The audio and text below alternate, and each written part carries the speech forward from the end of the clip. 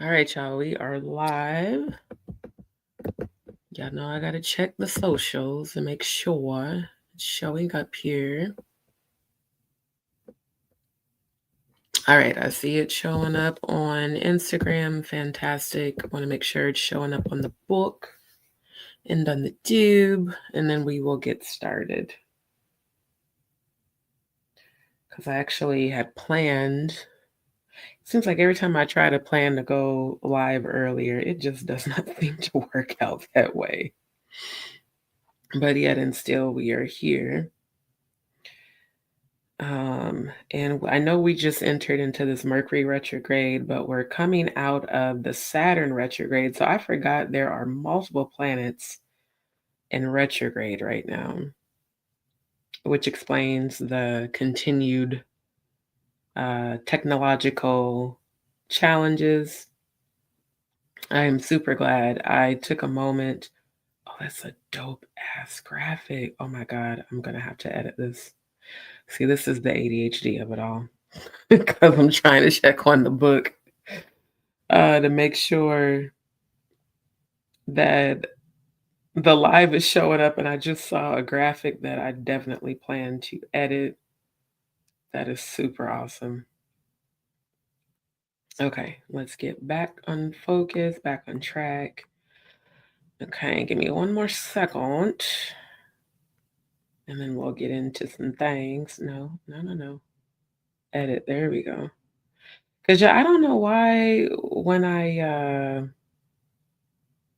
do my descriptions on the multi-stream and it sends out, that I plan to go live to like Facebook and Instagram and YouTube, for whatever reason, the Facebook app always like deletes the emoji part of it, and then I have to go back and re-add it. Okay, we're live on the book on both pages. We're live on Instagram, and we are live on the tube.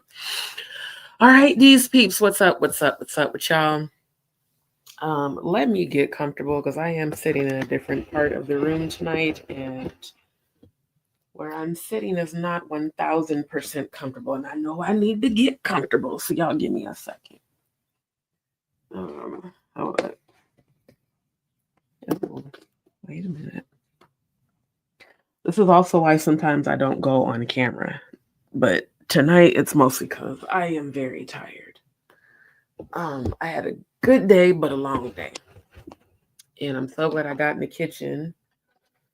Because y'all know music is my first love and the kitchen is my next love. And even with the health challenges that I am speaking healing over, sometimes I need a little kitchen therapy. So tonight I was able to do that. Thank you to everybody who did tune in to my impromptu unplanned lives for my Chef on a Budget Eat Your Way Healthy segments. That dinner was everything. The food came out very good. For those who haven't, y'all can go look under my page. Why I keep saying page under my YouTube channel, and you can see the lives that I did earlier today. I made baked chicken thighs, and I did steamed white rice and roasted carrot, fresh carrots, and the fresh roasted beets. That was my very first time ever making fresh beets, and they were really good. Because I've been being told that my iron is low. My iron is low every time. I cannot help but think of when D.L. Hughley did his stand up and he talked about his wife not wanting him to do anal. And her saying he impersonated his wife talking about my iron is low. Can we do something else? So I've been looking up, foods that I can eat that will naturally boost my iron, and fresh beets and beet chard is a really good source of iron, as well as the fresh carrot and sweet potatoes, but the sweet potatoes at the grocery store were not looking healthy. So that's why I chose not to get them.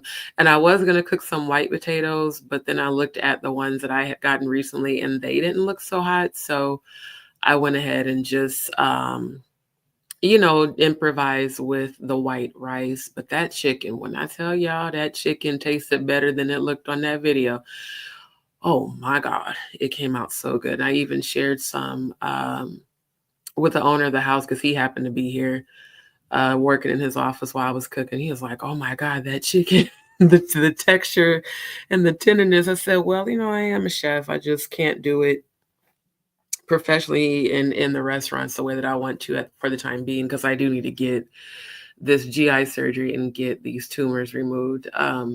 But I really enjoy having my kitchen therapy time. And when there's more time, I will be back in the kitchen. Like I said, I've got some leftover raw chicken thighs that I already cleaned off and pre-seasoned. Like I bought a big package of the chicken thighs, and I didn't know there were 10 pieces in there. So I divided it in half, put them in the freezer bags after I washed and cleaned them, and then seasoned both bags. So like tomorrow I can just literally stick it in the oven, bake it, boom, it's done. And I still have plenty of beets left. I still have fresh carrots left, and I still have a lot of rice left. So I will have very good leftovers tomorrow, but fresh chicken again. So again, thank you to everybody that tuned in. I didn't realize how many people really do watch my channel, because I'm usually so busy editing and uploading and going live that I really haven't been give me a second, because I'm seeing something in my closet that is just, I have OCD. I have to go move that. Y'all give me a hot second because it's bothering me. Hold on.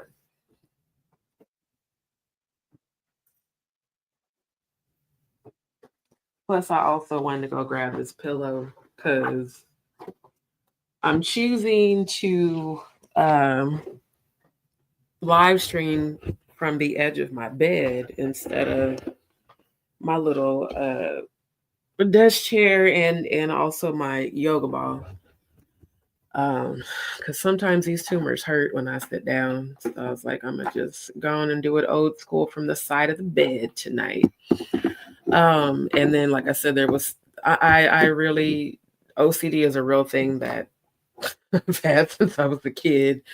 And I did my laundry yesterday, and I folded, my clothes and my scarves that I wear. Like when I don't wear my afro, my hair is cornrowed like it is right now. And I just be having on, a handkerchief, bandana. And that's why I don't be on camera, because if I don't feel like going through the struggle of picking out, because when I pick out my afro and come on camera, y'all, I got to go back in the bathroom, wash all the makeup off, and then rebraid my hair. And it takes me over an hour to rebraid my hair, because I thank God for my hair. And I thank God that my hair growth serum is working, but I have a lot of hair now. So that's why a lot of times I'll just jump on here and hey, y'all gonna get the avatar. But hopefully tomorrow I plan to come on camera, because I did recently wash my hair and put my hair growth serum in it, and it looks so healthy. But I've got an appointment tomorrow as well. So everything just kind of depends on how I feel. So, of course, there's always going to be trolls that jump in my lives and say negative shit. And I'm just in a block and ban mode, that if you continue to jump in my lives and speak negative, I'm just going to block and ban you. I'm not even going to address you or give you my energy.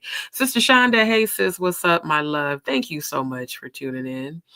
I definitely appreciate you coming back to the channel, and I appreciate all of my return viewers. Enjoy. Thank you, my love. I'm glad you were able to tune in. Like I said, I didn't even plan to go live, but I was like, well, you know what? Let me just jump on here real quick, because usually I will take my ring light down to the kitchen and, set up my tripod and stuff. But again, I'm very tired. Not to be too graphic, but the GI condition that I have internal and external tumors and hemorrhoids, and I bleed a lot. So, and the way that Graves affects my digestive system, I'm always going. Never have issues with not being able to go. I just usually cannot stop it once it starts. So it makes me very weak and very tired. And so today I was like, well, I don't feel like cooking. Then I was like, I need to cook that chicken before it starts to go bad. So I decided to just go ahead and thug it out. And I had prepped my cucumber chips, which I've shown y'all that before. So I just shaved the fresh cucumber and slice them into thin chips. Ladies, if you are wanting to lose water weight, if you're wanting to shed some pounds, let me tell you right now, them fresh cucumber chips will get you right. I usually buy 6 to 8 cucumbers at a time, and I will literally eat 1 bag a day, sometimes even 2 bags. So 1 bag is equivalent to 1 whole cucumber. And I'm telling you, between the cucumber and drinking that purified drinking water, you'll start peeing off water weight. You'll start seeing inches come up off you. And so, yeah, y'all keep tuning in for my Eat Your Way Healthy Chef on the Budget segments, because there will be more coming. And I plan on, like, tomorrow, I'm going to obviously eat the leftovers, but probably on Friday, I'll make the portobello pasta, which is really good and really healthy. I already bought the baby portobello mushrooms, and then I get I love Bertolli for pasta sauce. So yes, and no, I'm not getting paid for no sponsorships. I've been using Bertolli for years because it's the closest that tastes good to me for like my from scratch, pasta sauce. And then I add garlic, I add red onion. I usually add shaved whole carrot. Like I'll take a whole carrot and shave it into the pasta, like actually with the angel hair pasta noodles. And then I'll add roasted red pepper, because the raw red pepper gives me a pretty bad acid reflux. And the roasted red pepper tastes really good too. Then of course I use fresh basil. So I have an actual basil plant. Because I know I'm a chef, so I do everything, fresh and from scratch. And I prefer the basil plant over the fresh basil packages, because the fresh basil packages tend to mold very quickly, and you don't get as much. And I've been growing my little baby, so I'm gonna have to do a live tomorrow and show y'all my basil plant. I should have took a picture when I first bought it. I treat it just like any other thing that I nourish. I water it every day. I make sure to put it in the window as soon as I wake up, so it can soak up the sun and get all the nutrients that it needs. And when I tell you more little leaves have grown out of it, it's so cute. So that's my part of my nurturing, loving, mothering self goes into my food, and then that goes into the ingredients, and that's what makes the dish overall taste so good. Oh, give me 1 second. Why the hell I'm choking on my saliva right now? Hold on. Anyways, Sister Shonda, thank you so much, my love. She said, don't worry about external bacteria seekers. Right, because, the one guy was like, why don't you be coming on camera? Well, if you're someone who's been following me on Instagram, if you're someone who has been following my channel, I have said on multiple occasions that I was born with Graves' disease, which is an autoimmune disease. And I was not diagnosed until I was in my mid-20s. And then, like I said, 2-time thyroid cancer survivor. Hyperthyroidism and Graves' disease is a very terrible condition to deal with every day. That's why I speak healing over it. But it is a struggle a lot of days. And then having, the overactive bowel and the bleeding and the tumors, it's just a lot. So if I'm feeling weak, if I'm not feeling physically up to trying to glam up, I'm probably not going to jump on camera because I don't feel well. And I just feel like I shouldn't have to explain that, but a lot of times I'm with the avatar because I don't feel good, y'all. But I'm still on here doing what I need to do to get the awareness out. Because at the end of the day, no matter how I feel, I still have to obey the voice of God. And if Most High tells me to get on here and go live and speak, I'm going to do that. Now, I do want to make sure, give me 1 second.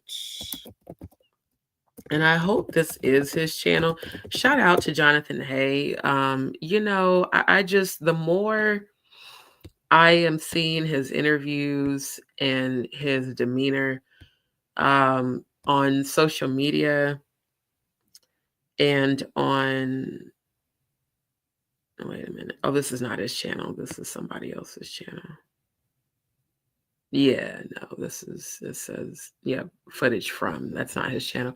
But the more I see his content, the more I admire his strength, his strength and speaking out. And I love it. I love that he's not afraid. I love that he feels free, and that he wants to share with the world what his experiences were working in the industry with Jay-Z and Drake and, many other artists. I'm trying to find his channel right now under my subs. Okay. I hope this is his channel because it says Jonathan Hay topic. I don't know if it actually is. I was going to try to tag him in this live, but I don't know. I don't know if that's really his channel, so I'll leave that alone for now. But anyways, I definitely admire him. I admire his strength and his tenacity and his resilience. Shout out to Queen Jaguar Wright. Definitely enjoyed seeing her join Sean Atwood's live today. For those of you who have not had the chance, go under my YouTube channel. Matter of fact, I'll go ahead and share the screen so you guys can see what I'm talking about. But shout out to Sean Atwood. Thank you for one for following me on Instagram. I really do appreciate the follow. And he followed all 3 of my Instagram pages. So definitely shout out to Sean Atwood. Shout out to Ron, who Jag refers to as Roro, which I think that's an adorable nickname. Ron is hilarious. I feel like he is the levity. He's the comedic. We're not doing that. He is the comedic relief during the interviews. He's hilarious. This is just the thumbnail that I edited for tonight's live. I'm trying to scroll down. Let's go. Okay. So this is Sean Atwood's interview. And Sean Atwood actually sent me a DM on Instagram and invited me to his live. So I thought his live was going to be at 9 p.m. tonight, but it actually ended up being this afternoon. And it just so happened to come on while I was doing my prep. So that's also why I didn't go live while I was doing all the veggie prep and stuff today. But this was an epic interview. It was amazing because he had Ariel Mitchell on first, and was asking her several questions. And then I saw that Jaguar joined the chat, which was amazing. I was so glad she joined the chat because a lot of people were in the chat like, "Where's Jag? Where is Jag?" And I knew she was going to show up. And literally right when I was thinking of her, she popped up in the comments. And then Courtney ended up joining the chat. And then the attorney Lionel joined the chat. I think it's Lionel's Nation. Let me make this bigger because I found all their YouTube channels. So let's see. Yeah, Lionel Nation, the attorney Lionel joined. The Queen Natanya, she joined as well. So this is her page. Let me click on it so you guys can see what I'm talking about. So this is Natanya's page. I did subscribe today. She refers herself as the dopest nerd. She is the woman that has been, ringing the alarm about Diddy shooting her in the face. So the 1999 shooting that we've been talking about on my channel that we've been, reviewing content over. She is the actual victim that got shot in the face, and she's speaking out, and I send her nothing but positive energy, love, and healing. Shout out to you, Queen Natanya. Thank you for using your platform and using your voice unapologetically and fearlessly to speak your truth about what you did go through. And thank God you survived that and have become this powerful spiritual powerhouse to speak your truth. Like, y'all have to listen to this interview because every time I've heard her speak, and I heard her speak on that last interview with her and Jag, and it just was like, wow, she's so powerful. And that's the thing, that's how you know someone is a high vibrational chosen, when they can go through the worst things in life and come out on top. And through alchemy, turn that pain into power. So shout out to you, Queen. And of course, I'm always sending prayers and positive energy. I don't want to show this particular interview because as an empath and a clairvoyant, I could physically feel Jaguar's pain. But when I tell y'all this is an interview, this is a video, not an interview. Well, it is an interview, but it's a video clip from Real Life Street Stars. Shout out to Real Life Productions and Real Life Street Stars.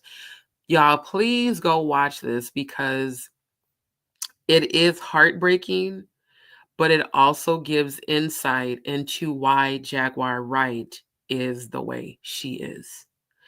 And I feel that she's very misunderstood by a lot of people. A lot of people have had negative things to say. I mean, they were in the chat today just going in. And the more I see the negativity, the more I send her prayers. Because this is her story here. I hate that this happened to her. And I immediately started praying for her. It actually made me cry. I'm not even gonna lie. Like it did. That's why I can't watch it again. But this woman has been through things that I don't believe most women and for sure men could not have mentally survived. That's why I keep telling her she is a miracle in capital letters because, I've been through, and thank God I survived abuse as a child and sexual abuse as an adult. But what she went through was much worse than anything I've experienced. And to have dealt with the ancestral part as well, and to have been a victim of sexual abuse and ended up pregnant as a result. I mean, and everything that was dumped onto and into her, the injustice, I'm, you know, there's just no words. And I pray to God that the man that did this to her is caught. I pray to God that some kind of way, I don't care how long ago this happened, because she said she was a teenager when it happened. I pray to God that she gets justice for this, because this is one of the worst stories I've ever heard in my life. And again, it gives insight into why she is the way she is. I completely understand why she doesn't trust people. I do, especially after hearing this, because the things she went through that she has publicly spoken about is enough in and of itself. But this story, yeah, it just shout out to you, Queen Jaguar. I'm so serious. Shout out to you. You are such a strong woman, such a strong warrior. And I thank God so much that you finally have someone in your life who you feel safe with above anything. And, who is just as spiritual as you are. I'm so grateful that you have had the strength to use your voice and your platform and your resources to speak out to actually help rescue victims, and that you are not afraid. You are fearless in your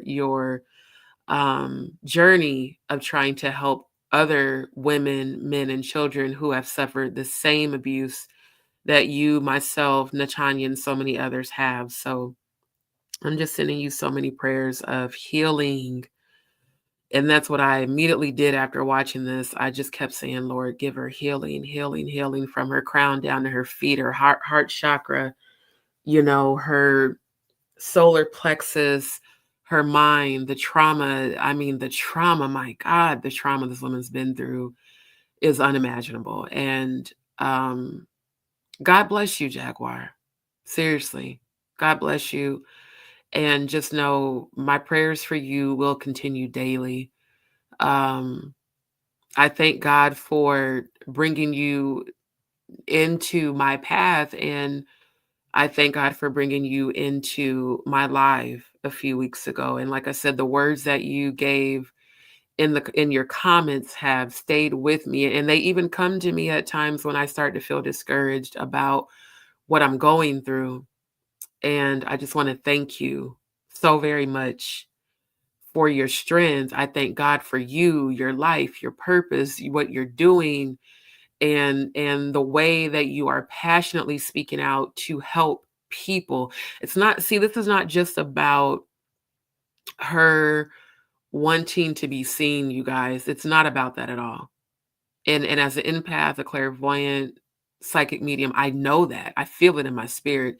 She genuinely wants to help people, and she gets so much backlash because of her delivery. But again, can you guys just begin to imagine the experience that she has had? Do you think you would be, and people are like, well, she's crazy.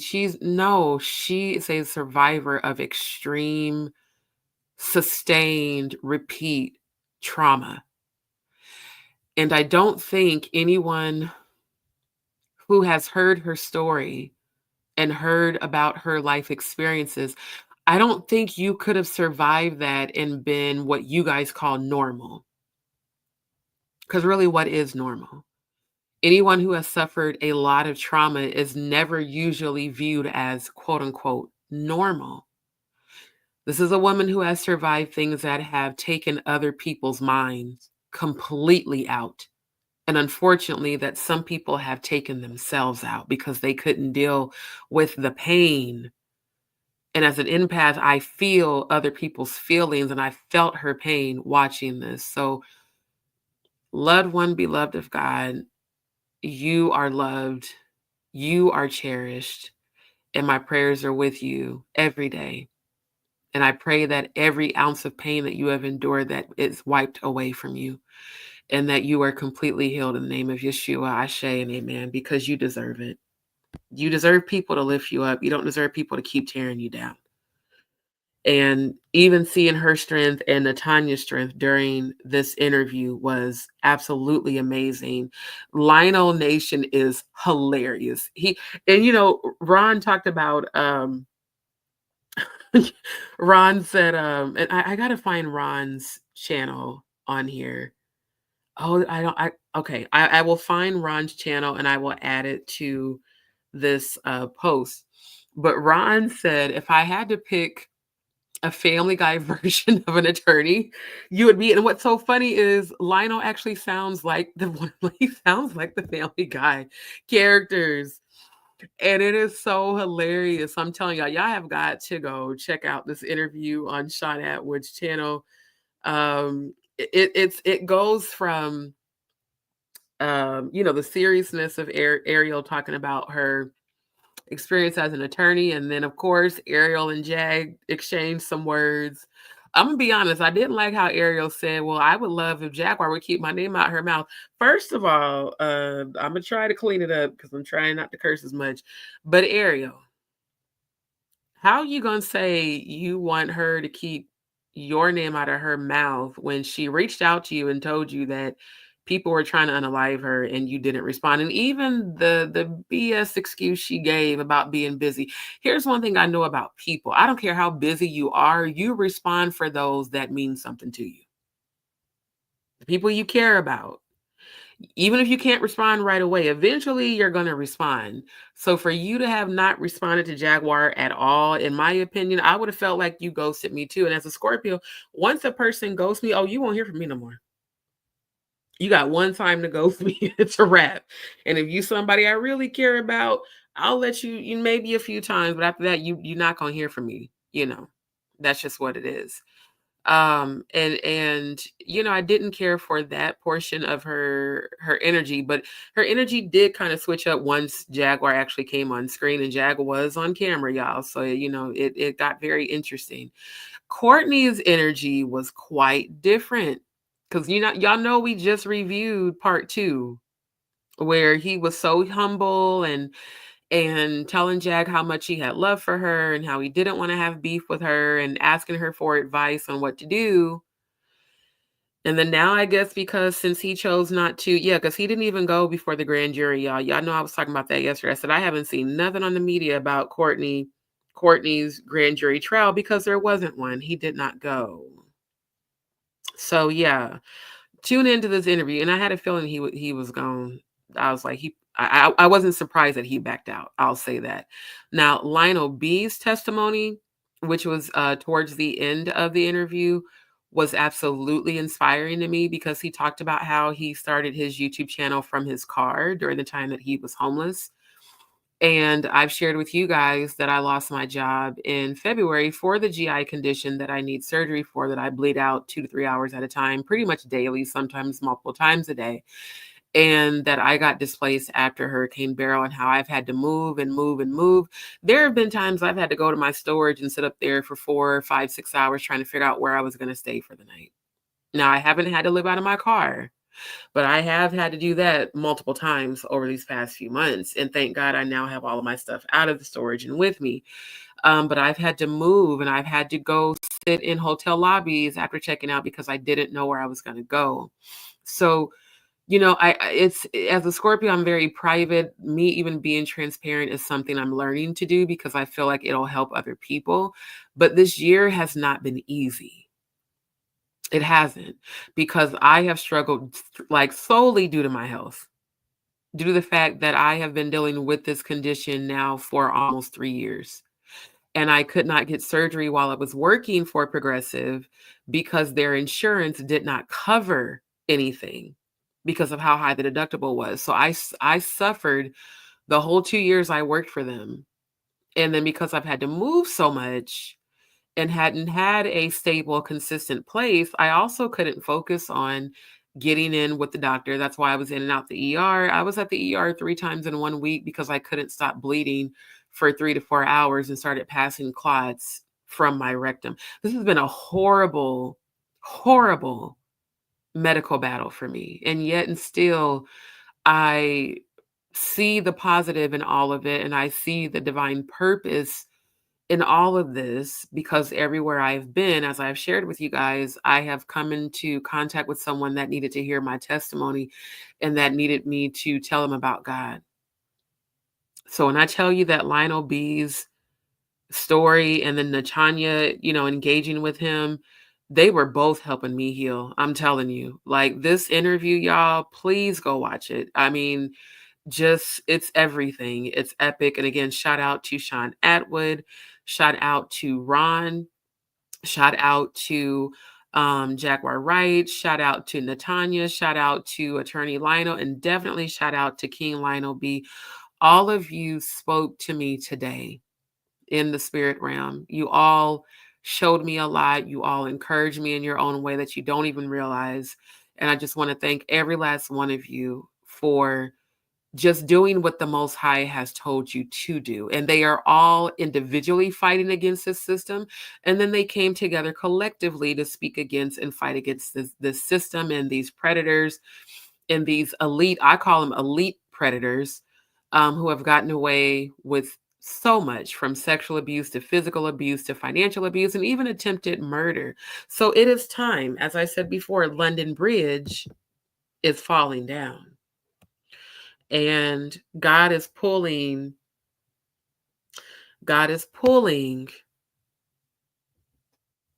all of the blankets that have been hiding people. God's pulling all of that off. Andrew, thank you so much for tuning in again tonight, sir. I really appreciate your loyalty. These are all return viewers. Thank you, Linda.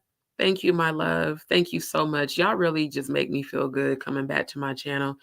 And Sister Shonda says, I'm a survivor of extreme trauma in a different way, just like you. Sister Shonda, I would absolutely love for you to share that if you feel up to it one day, if you feel comfortable.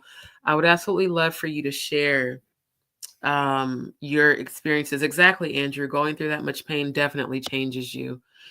And yes, ma'am, we are survivors. Exactly. And that's why we understand, and we're not offended by her. Exactly. And that's that's all I want people to see. What I see in Jaguar is a woman who has survived trauma that I feel most people couldn't have. And I know what it's like to be misunderstood. I know what it's like for people to call you crazy. And when you have your triggers and, dealing with PTSD, I completely understand that. I really do. And my heart just goes out to her. I know she's been through a lot. She's spoken a lot about people that have come to her pretending to be allies and things like that. But I mean, like I said, I've caught more hell promoting Jaguar than I've gotten support. So Lord knows when it comes to me, I just want to support her because I feel her in my spirit. I do. I feel her. I understand what she's going through. And I just want to see her win for a change, you know? I want to see her win.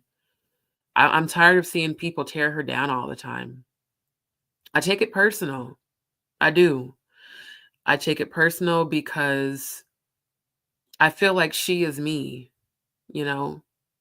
She is me. She's the same person misunderstood who has gone through things that most people couldn't have. And she could have turned to the darker realms like a lot of these elite predators have and are. She could have given up and said no, but instead she made a decision that most people in the industry don't, to leave all of that and obey the voice of God. And I listen to the people who know her in real life, whose lives she has touched, and it encourages me. Like, especially the way I hear Jonathan Hay talk about her, the way I heard Natanya speak about her, the way that Orlando Brown has spoken about her, and so many others. As many people that have come for her, she has a lot of supporters. She has a lot of people that do love her, that do want to uplift her, that don't have agendas, that are not out to get her. So I speak healing to Jaguar. I speak healing to that part of you that doesn't trust people. And I'm sure, my love, that you have the discernment to know who's genuine and who's not. And when I tell you that you inspire me, the reason you inspire me is because I have felt like giving up so much this year. I have. I'm not even going to lie about that. And when I see you keep going, I'm like, okay, keep going, D. You know, keep saying what God told you to say, even if they don't like your delivery. Just speak without fear, just as she is, you know? And if people misunderstand you, oh well. If they don't like your delivery, oh well. Like I keep telling people, just get the message. When you listen to her, stop tuning her out because you guys are saying she's angry. She's traumatized still. And I don't blame her. I mean, Jesus, to be gang raped by your own relative, my God. I don't want to imagine that. It breaks my heart to even know that she experienced that. Like, it literally makes me cry. So I just don't understand. I guess because if people haven't experienced being raped, if people haven't experienced being molested as a child, if you haven't experienced abuse, you can't have empathy for someone else who has gone through that. So maybe that's why so many people judge her. But walk a day in her shoes, man. Just try to imagine that. Imagine like the very ones in the house that are supposed to protect you being the ones that hurt you. She knows the experience from the music industry. I know it from the church. And that's even worse. When it's ministers and leaders and pastors that are supposed to protect you, but they're the very ones that hurt you. So my heart goes out to Jaguar. And my spirit, I feel you. And I just want to see you healed, man. I really do. I want to see you healed. I want to see you powerful. And I want to see you continuing to help God's people. And I commend you for continuing to keep going and moving forward and not giving up, because it's easy to shut down when you deal with PTSD and you're battling depression and anxiety and trauma. Lord knows I understand that. But it's the power of the Most High within us that gives us the strength to keep going and to overcome and to keep moving forward. Just like Natanya, that the strength of that woman empowers me every time I hear her talk, y'all. You got to go listen to her talk. Natanya Rubin, that woman, when I tell you she is a powerhouse, she is a powerhouse. That's a woman who has laid before God and surrendered all of her pain and trauma. And I'm sure she still hurts from it too. But she uses her experience. That's what alchemy is when you take that pain and transform it and transmute it into power. And Scorpios, we're very good at that. We can take adversity in the most horrible situations, and we got to take that time to ourselves, that solitude, to find and regain our strength. But once we do, when I tell you we rise like the phoenix in the ashes, from the ashes, we do. And I see that strength in Jaguar, and I see that strength in Jonathan Hay, and I see that strength in Natanya Rubin. And I saw that strength today in Lionel B. I'm so glad that they brought him on, because I was like, you know what? I've been so frustrated, trying to find, just like you said, trying to find employment, man, applying for jobs, going on interview after interview, and even applying for jobs I don't even want to do, just to have some stable income coming in again. And yet and still, God keeps telling me, be still and know. I keep hearing that from the anointed Pace sisters. Be still and know. Know that I am God. And I know what you need before you even need it. So I trust in the Lord. I feel like that's why God's taking me through this, so I can actually be the example of faith. That's why I share my story. It's not for sympathy. It's not for empathy. It's literally in hopes that someone who feels like giving up right now, that you don't. And understand that what God is taking you through has a divine purpose. See, Jaguar said that to me in those comments. She said, God will strip you to give you better. I will never forget that. When I tell you how much that resonated with me, and she said, you are loved and you are cherished. And thank God for people like you that are speaking the truth. When I tell y'all, you really don't understand how sometimes just the things people say can have a lasting effect on you of encouragement at the time when you feel down the most. Because I go through my ups and downs, like graves of alters my hormones all the time. It makes my estrogen and testosterone constantly fluctuate. That's how come sometimes I get really emotional and sometimes I get very aggressive. And I'm also a Scorpio, so I'm very passionate and intense. But there's times, as strong as I am, that I feel like giving up. There's times I get discouraged just like everybody else. And I remember the things that encourage me. I remember the things that uplift me. I tune into the frequency of the Most High. I start playing my gospel music. That's what I did tonight. I played my gospel playlist after I got done eating, after I watched that interview with Jaguar, because it really broke my heart. And I prayed for her. And I rose my vibration again. And I said, Lord, I trust you. I don't care how many no's I get, there's going to be a yes. And God told me tonight, I'm going to bless you. Just keep trusting me. And I guess even though I have psychic abilities, when it comes to what's for me, I'm not supposed to know everything. Universe wants to surprise me. And I heard my ancestors say that. We got you. I keep hearing my ancestors say that every day. D, we got you. Stop worrying. Stop worrying about your bills. Stop worrying about your health. Stop worrying about this surgery. Take everything one day at a time. Slow down. Be still. Be still and know. So I trust God. And that's why I'm not worried about the views. I'm not worried about subscribers. I don't care, man. As long as I have breath in my body, I'm going to speak what God gave me to speak. And I'm going to show what God gave me to show.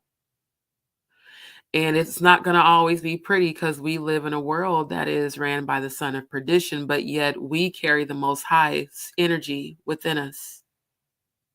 Again, the coming of Christ is you tapping into the consciousness of Christ within you. Within you. Not outside of you. Within you. You start resonating with Christ. Energy. God is energy. It's not a man. It's not a woman. It's not a human. It's an energy that you carry and that you resonate with. So when I tell you this interview today encouraged me, I said, Lord, these are all your people. Thank you for them all so much.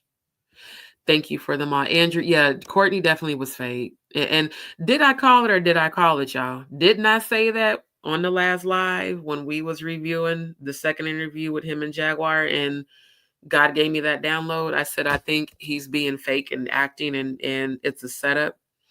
Yeah, they are definitely running away, but they can't hide from God. Joyce says, I know she has this YouTube on fire. Oh, yeah. Yeah, because she's speaking out. Sister Shonda says, I'm about to cry, but if it's time, I would love to share with you. Sister Shonda, definitely her essence of strength is everything. And she said, facts, we will shut down, but like Jeremiah, we must keep going. Exactly. The Most High, Yeshua, won't allow us to stay away. I'm King Yeshua's, right, in King Yeshua's mighty name. I definitely feel you. She said, you filling me through our YouTube interactions. You're so welcome, my love. The Holy Spirit brought me around you.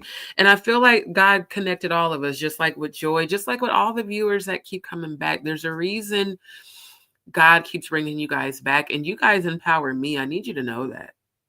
It's not just about me speaking to empower you. It's a boomerang effect. Your comments inspire me. Your comments encourage me because it lets me know that I am on the right path. Some of the videos and lives I do get thousands of views, and some of them don't. And that's okay. I said, Lord, as long as it reaches who it needs to reach, I'm doing what I'm supposed to do. So I do want to say a prayer for a moment. Most High, I want to thank you right now for every viewer on this live. I ask that everyone that comes into this live tonight hears something that encourages them, that inspires them, that awakens them up to who you truly are, that awakens them up to the darkness of this world so that they know what to avoid and what not to get distracted by and what not to be deceived by. Because Lucifer is a fallen angel that transformed into an angel of light of deception. But you are the light of the Most High God. Your holy angels are the Most High God light. So I cover myself, I cover this live, I cover everybody watching this live, I cover everybody that's going to tune in tonight and that's going to tune in later. I cover Jaguar right now in the name of the Most High God. I cover her from her crown down to her feet. Lord, I send healing into that vessel of you. She is a vessel of you. Jonathan Hay is a vessel of you. These are your people, Lord God. Cover them. Natanya Rubin is a vessel of you. Cover them and keep them safe. Send the angels, ancestors, and spirit guides around them at all times. Keep them safe. Keep them encouraged. Keep them strong, Lord God. Cover their homes. Cover their families. Cover their loved ones. Cover their children, Lord God.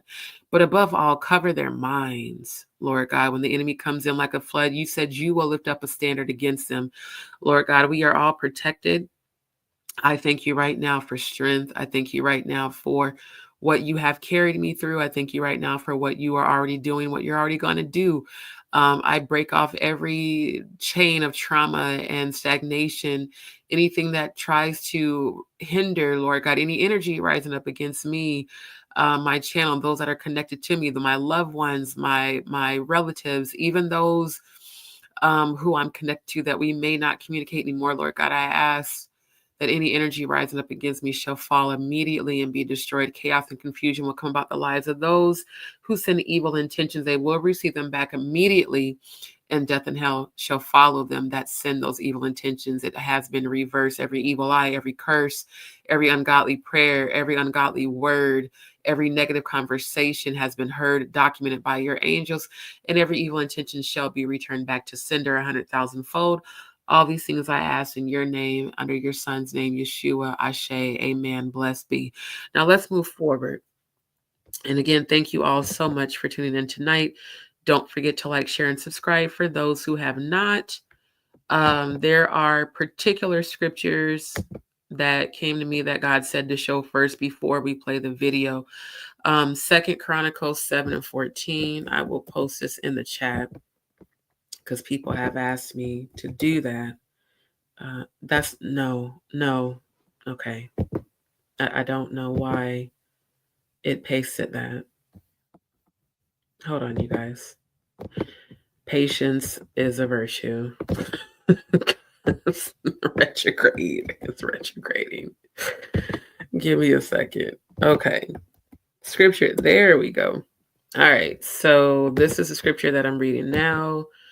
This is a new internet. I use the NIV version because I showed you guys how the King James version is. King James Bible was created by Masons. If my people who are called by my name will humble themselves and pray and seek my face and turn from their wicked ways, then will I hear from heaven and I will forgive their sin and I will heal their land. So to those who might think that God can't use you because of your past, I'm telling you right now that God can and God will. Forgive yourself and move forward. Traveling God, I don't know if you're in the live tonight, but I just heard your name. And I just tagged you in the chat. I just heard your name loud and clear. There's something the Most High said you need to forgive yourself of. Something you've been dealing with today internally. And I don't know what it is because I haven't even talked to you today. Whatever it is, God just said release it. Maybe that's why that scripture came to me. Because that was the first scripture, like as I was preparing for tonight and praying and researching, that scripture came immediately. And God said, do this one first and then continue to do Ephesians 6 and 10. Finally, be strong. Hold on. Now for this one only, I'm going to do King James because of the way that this scripture is worded. Because there's more power in this, the way that this is worded.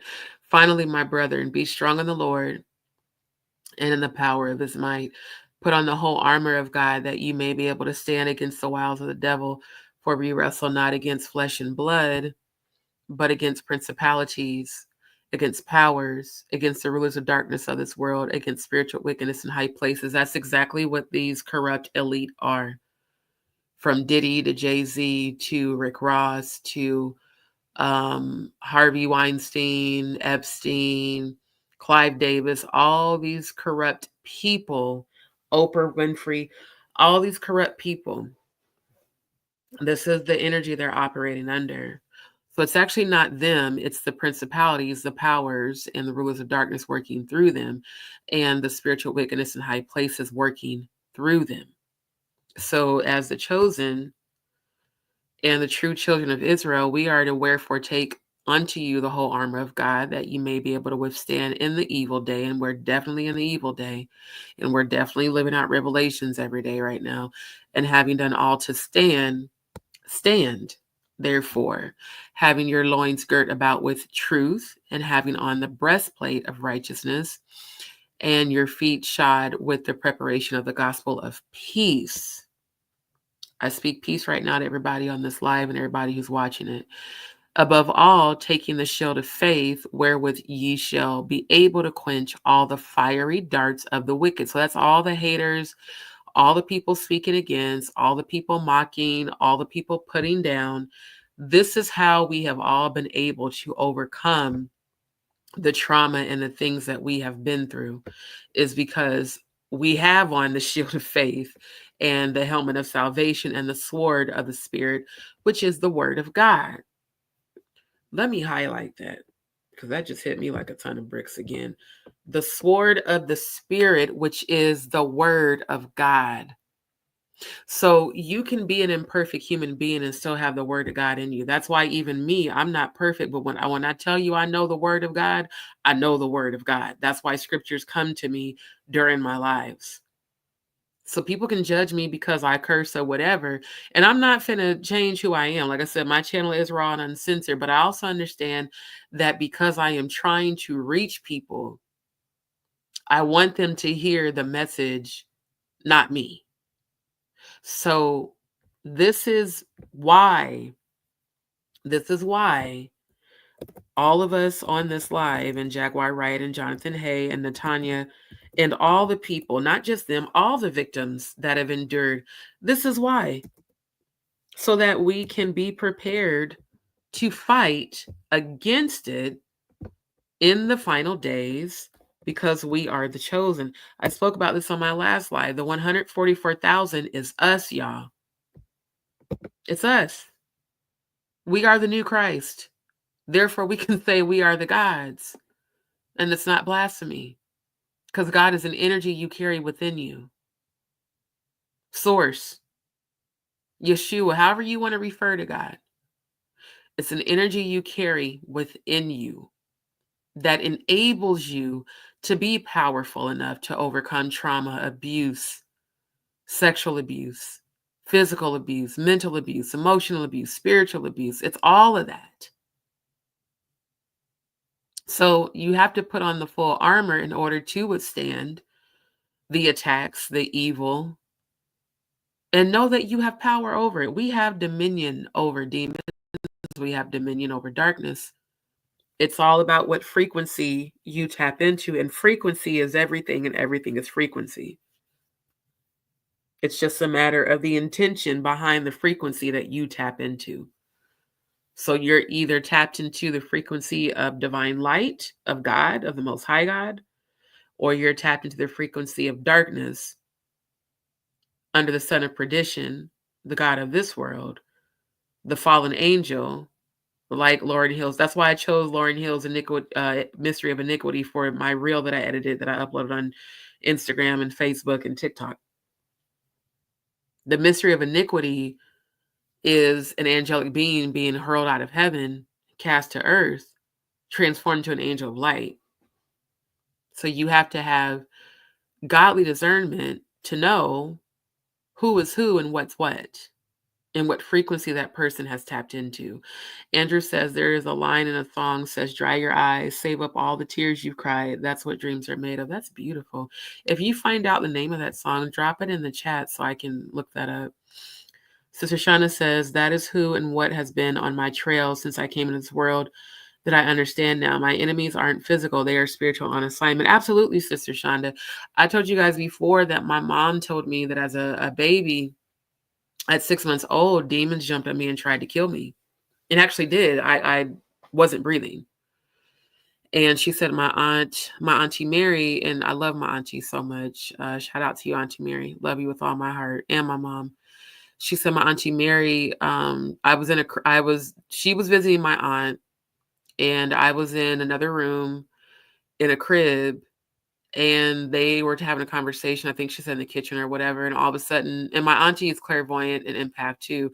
Even though she's my aunt by marriage, I have always felt a spiritual connection to my Aunt Mary. And she said something's wrong with the baby, and they walked into the room, and my auntie said that I was not breathing. My mom told me this. I was not breathing, and my face was blue, my lips were blue. And my aunt said that demons had jumped on me and suffocated me and tried to kill me because they knew that I was chosen.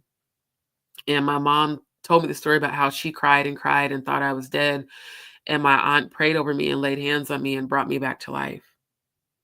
So all of the chosen were marked at birth they know, the demons know who's chosen by God, and they will come after you. But God always has protection over us.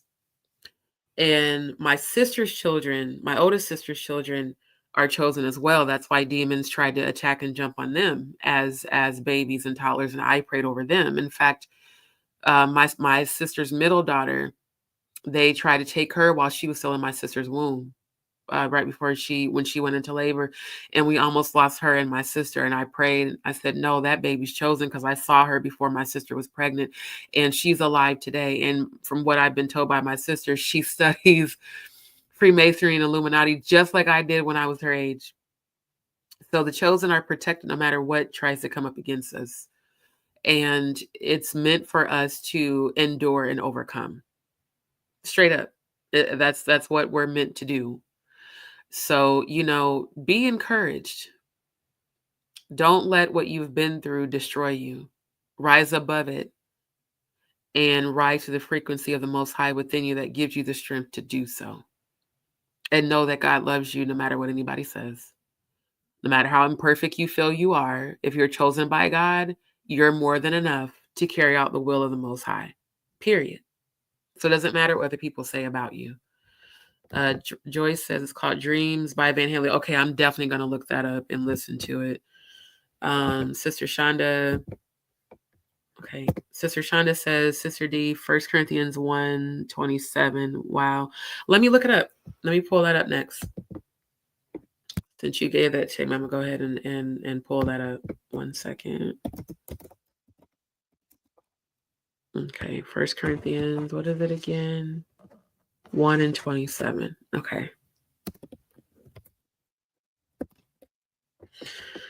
Let's take a look. Oh, okay. I'm going to have to get the whole chapter because I realize it's only going to show me that particular scripture. Let me get the NIV. There we go. Okay. Okay, so we're starting at verse 27, but God chose the foolish things of the world to shame the wise. God chose the weak things of the world to shame the strong. God chose the lowly things of this world and the despised things and the things that are not to nullify the things that are, so that no one may boast before him. It is because of him that you are in Christ Jesus, who has become for us wisdom from God, that is our righteousness, holiness, and redemption. Therefore, as it is written, let the one who boasts, boast in the Lord. Thank you, my love. Thank you. Yeah, we needed that. I feel like the whole chat needed that tonight. So thank you. God bless you for that so much. God bless you. Because that just even encouraged me, you know. Matter of fact, I'm going to bookmark this one. Yeah, I like that. So thank you for that. Thank you for contributing, that into the live tonight. See, enjoys an agreement. So yes, God. Also, I forgot to start off with this. So all commentary on Just D Show is for the purpose of education, entertainment, criticism, commenting, news reporting, scholarship, and research, and it is all for fair use. Fair use, fair use, fair use. The video that we're going to review tonight is for fair use, as well as all of the links, and I will share the links with you guys. So yeah, everything is for fair use, and we're going to continue to move forward. Now, the main subject of tonight is hold on, some more comments here. Yes, it was definitely needed, Joy, and thank you again, my love, for tuning in tonight. Family, thank you. That's how I feel, Sister Shonda. Especially those of y'all that continue to come back. My DzPeepz are y'all funny ancestors, because I prayed about this earlier. I was like, send me my soul tribe. I'm sick of these fake ass people. That was my specific request to my ancestors, and they just answered and said, D, these are your soul tribe members. Okay, I received that. My ancestors be funny, bro. They give me little nuggets and things, and it's quite hilarious sometimes the way that they give me messages. So yeah, y'all go tune in to let me share his YouTube channel. And again, shout out to Sean Atwood. He's dope. He's really amazing with his interviews. So yeah, y'all go tune in to the live from today. This is the one. And actually, I joined the live, and like I said, I appreciate him sending me the DM invite to his live. But y'all go check it out, because it was awesome. It was really dope. Okay, let me get... Oh, wait a minute. I have the other videos up and not the interview one. Y'all hold on. Because I was such in such a state of research that I forgot to bring up the actual the one that we're going to be reviewing tonight. Give me 1 second. Because now it's showing in my history all of the gospel songs I was listening to from within my playlist. I got to get back to the Jonathan Hay interview that we're going to cover. Here it is. Yeah. By the Truth Is. Okay. So, of course, they're going to play 5011 ads. All right. So, yeah, it started it where I had stopped watching it. But this is on Really? Really, y'all? That's what we doing? Come on, YouTube. Come on. All right. So this is on the Truth Is YouTube channel. And I'll put it down in the chat for those that may want to go check out the channel. Again, I'm not a hater, so I always show the YouTube channels of those that of the interviews and things that I review. And he does have some very interesting content on his channel. Very interesting. So y'all make sure to go like, share, and subscribe. Definitely make sure that you go like, share, and subscribe to community page. Make sure that you go like, share, and hold on. Like, share, and subscribe. Come on. Why does my touch screen always do that? Hold on. Now I gotta actually I'll just use the little mouse pad. Okay. Make sure that you go like, share, and subscribe to Sean Atwood's channel. I'll put that in the chat.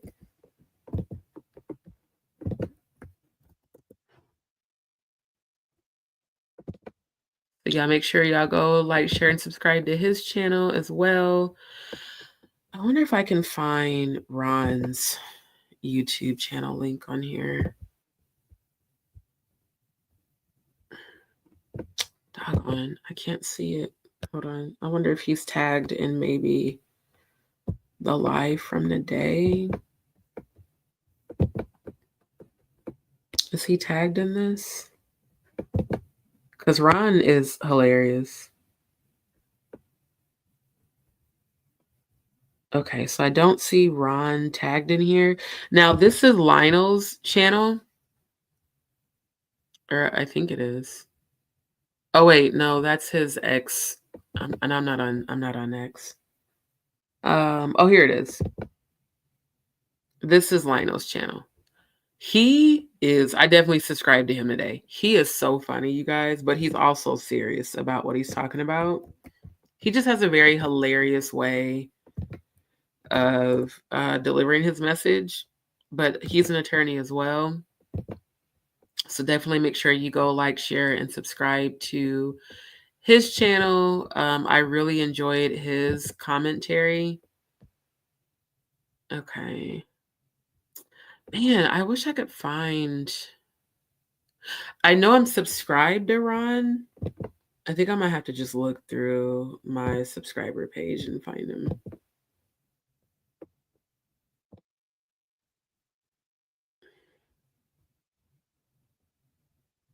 Okay, where is it? Where is it? Where is it? I keep going. Well, where's his page? Oh, there it is. Project. Okay, I was looking under the R's. So this is Ron, which is Sean Atwood's co-host. And he is hilarious. I don't know if Ron was ever a comedian, but when I tell you every single interview that I've watched on Sean Atwood's channel where he is co-hosting definitely cracks me up. He is super hilarious. Okay, hold on. I'm gonna go back to the post from earlier because I want to make sure I share everyone's channels. And then, of course, you guys, go like, share, and subscribe to Jaguar's channel. I'll put that in the chat. Make sure you subscribe to her Patreon. We are going to support the Queen on Just D Show. All right. And then, yeah, this must be the internet because it's starting to lag pretty badly.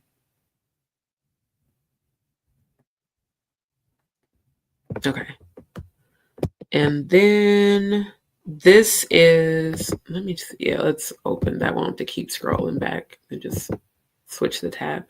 This is Natanya's YouTube channel. So y'all definitely make sure we go get her subscription count up. and we want to support her. I know she doesn't have a ton of content, but still, we need to support her as well, because like she was saying during the interview today, she's been ringing the alarm about what she went through with Diddy for over 25 years. She definitely deserves her justice, for sure. And I'm praying that she gets it because she deserves it. Hold on. Oh, is this not his? Did I type Lionel B in here? I must have typed Lionel B's channel incorrectly. So let me, hold on. Because I subscribed today, so I need to, yeah, I put the link in this post, but when I just clicked on it, it gave me the 404. So I must have mistyped it. Where is Lionel B? See Lionel Nation.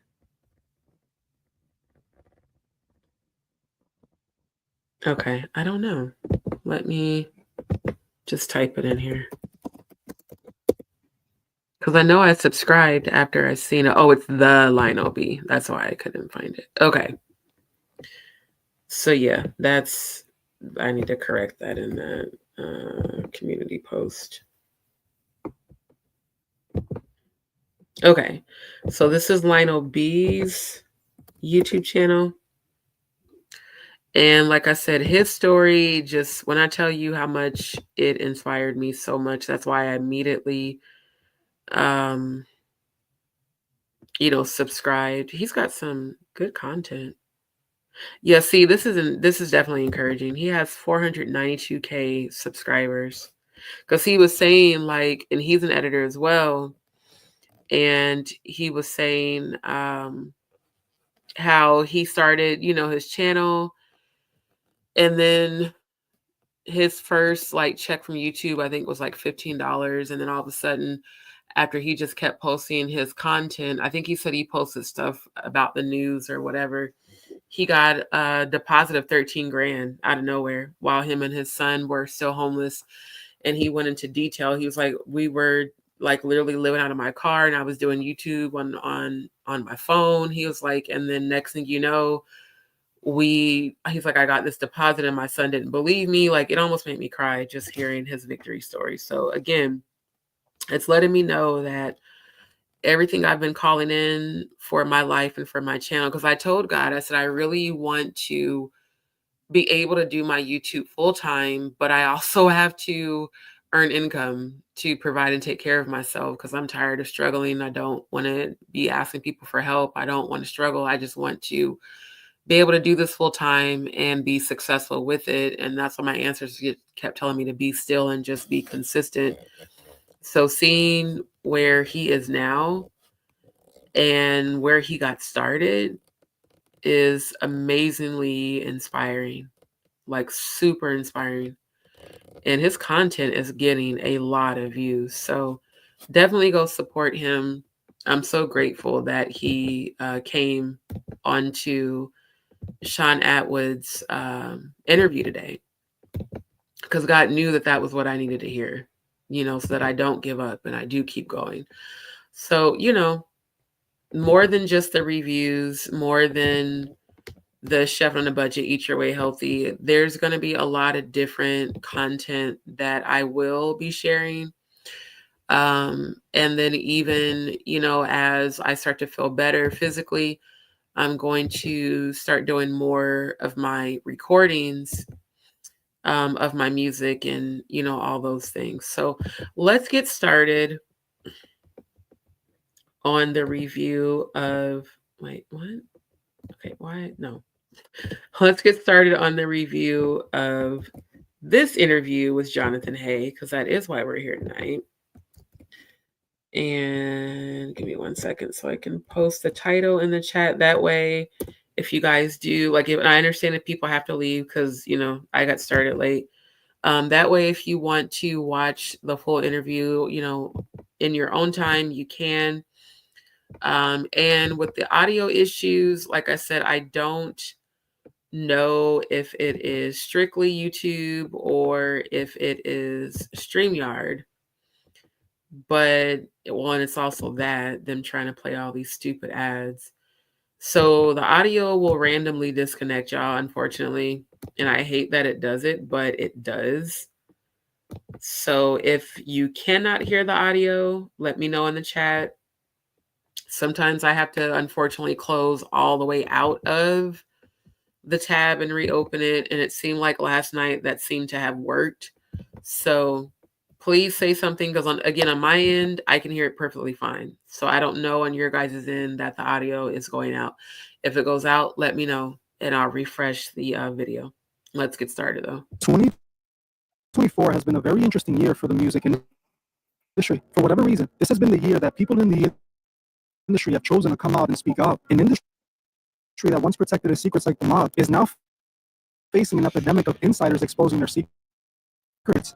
Finally, the world is seeing the truth about the music industry, and it's nothing like they expected. The industry is a strange, dark place, and after what this industry insider told me directly in this interview, it only further confirms that. Hey guys, I hope all is well. Welcome back to The Truth Is, where I drop new videos every other day exposing the truth. In today's episode, I will be interviewing the music industry publicist and producer, Jonathan Hay. In this explosive interview, Jonathan exposes industry secrets about people like Drake, Jay-Z, DJ Khaled, and many others. Trust me when I tell you, you're going to want to watch this video to the very end. Now, let's get right into it. Before we get into this interview, I wanted to explain how this interview came together and who exactly Jonathan Hay is. Jonathan Hay is a music industry publicist and producer who got his start in the music industry in the late 90s, working with a rock group called Days of the New. From there, he was able to meet and work with Kevin Skinner, who introduced them to Whitney Houston's father. Whitney's father would end up connecting Jonathan with Whitney herself, which helped Jonathan's publicist career even further. From here, he was introduced to a brand new industry rising star at the time, Rhianna. He was the lead publicist working on Rihanna's first single, Palm the Replay. Jonathan only kept on climbing from here, as he would end up working with many more artists, becoming a very successful publicist in the industry. He ended up working with artists like Drake, Michael Jackson's estate, and even Biggie's son, plus many more. Things were going great for Jonathan in the industry until he started working with Drake and his baby mother, Sophia. This is actually what led Jonathan to contact me. See, a couple of days back, Jonathan sent me an email asking me to look into his story. He had recently done an interview with Jaguar Wright on the Real Life Production channel, where Jaguar told him some very alarming information. See, back in 2017, while Jonathan was working with Drake's baby mother, Sophia, something traumatic ended up happening to him that changed his life forever. He, for whatever reason, was targeted in a home invasion attack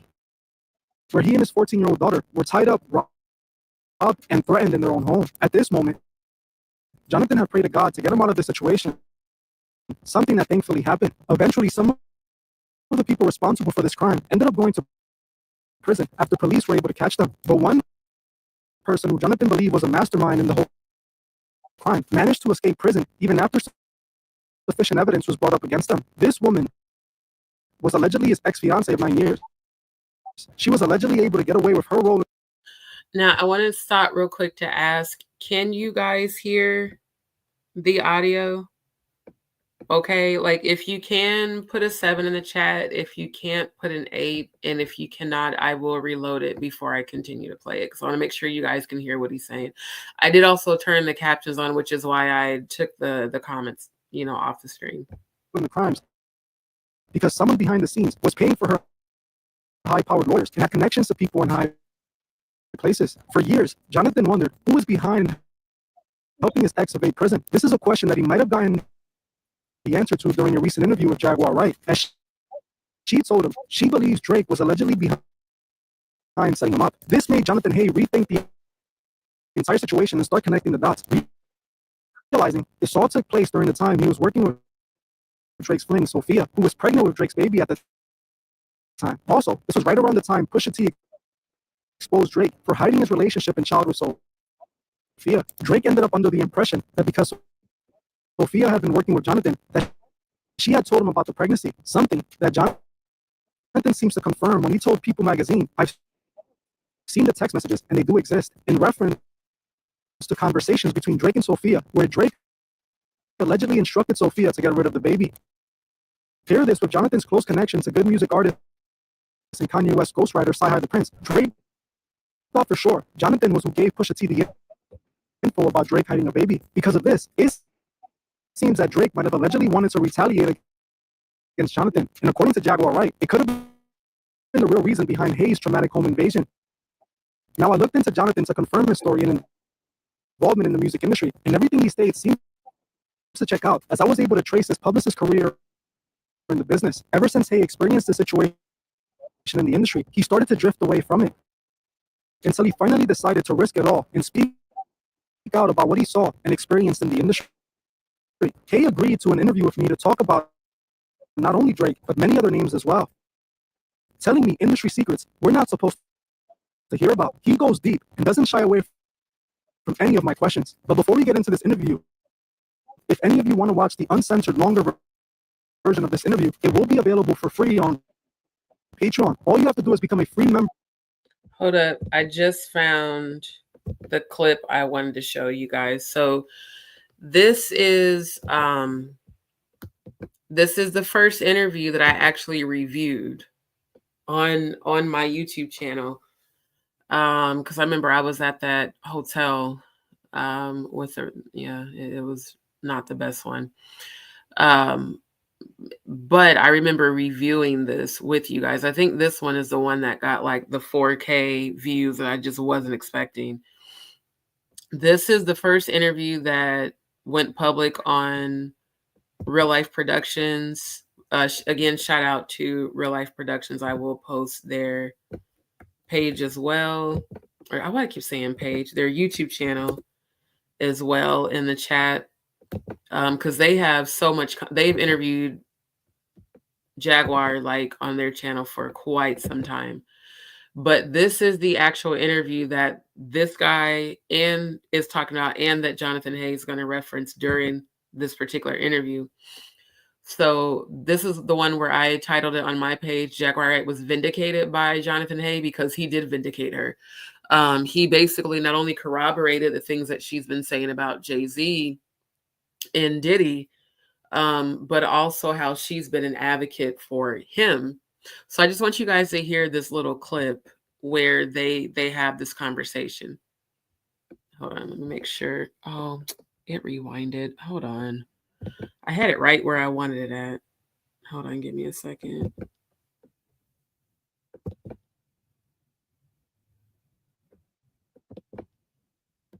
Man, I hate when it does that. Okay. Okay, here we go. I won't say I'm disappointed that you could make it in person. Truth is, this isn't an easy conversation, is it? No. And after, Can you guys hear this okay? Can someone let me know in the chat with a 7 if you can hear this okay? And let me know with an 8 if you can't. hearing what you just said, it's making me think about the conversation we had initially over a week ago now. Yeah. And I took something away at the end of that call.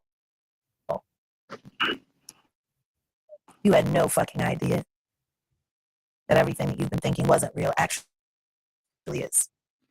Right. And that's how it works. Right, for sure. You into believing it's only happening to you. They can Correct. you into believing that all of these terrible things that happen in your life are only happening to you. And it's funny listening to you talk about your being held unlawfully and the duct tape and all that. I've been there on several occasions in my life. And I've been there for other people. Yeah. I have one question to ask that most people probably wouldn't. What project were you working on right before that vicious hustle, reclamation of your time and freedom? Drake. You're working on a Drake project. I was with. Did y'all hear that? So now, you know, the reason I'm showing this, even though I know I previously reviewed this interview, is because it's completely related to the interview that we saw yesterday. Remember where he finally gets the clarity and the confirmation that it was in fact Drake behind the home invasion, because it was Drake that paid for the attorney of his ex-fiance that was an accomplice to the invasion. Because remember, he said only him and his ex-fiance knew where the safe was located in their house and the exact amount of money that was in the safe, and that the main guy that was running the robbery and the raid was the dude that she was dating. And he said, and then she sued me because of me speaking out about it on Facebook and me, talking about her. He's like, I was traumatized, and basically from what he's saying, because in his state of being traumatized, him sharing what he went through, she sued him for defamation. And it's like, it's the audacity for me. Not only did you not care about your baby's dad's or his daughter's well-being, you had a guy that you were with lead a raid and a robbery to steal the money that both of you saved. You traumatized him, you traumatized his daughter. And then because he spoke about his experience while still being in shock and under the, being traumatized, you sue him for defamation. And he kept saying, even on this interview, I don't understand where she got the money. Well, now we know, because it was confirmed that Drake was paying the attorney that she hired to sue him. Understand the psychology of Drake. So because your baby mom exposed you for asking her to delete y'all's child, and all Jonathan did was confirm it, he's not the one that put it out there. She did. She put it out there about how you abandoned her throughout her whole entire pregnancy, and also denied that it was your son, so that you thought it was ASAP Rocky's son. And then you owed her money once it was confirmed that it was your child. Then you go after Jonathan Hay because he had a close relationship with Sophie. And all he did was confirm on People magazine that, yes, those texts were true, that he did, in fact, ask her to abort the baby. And not only that, offered Jonathan money to convince her to delete the baby.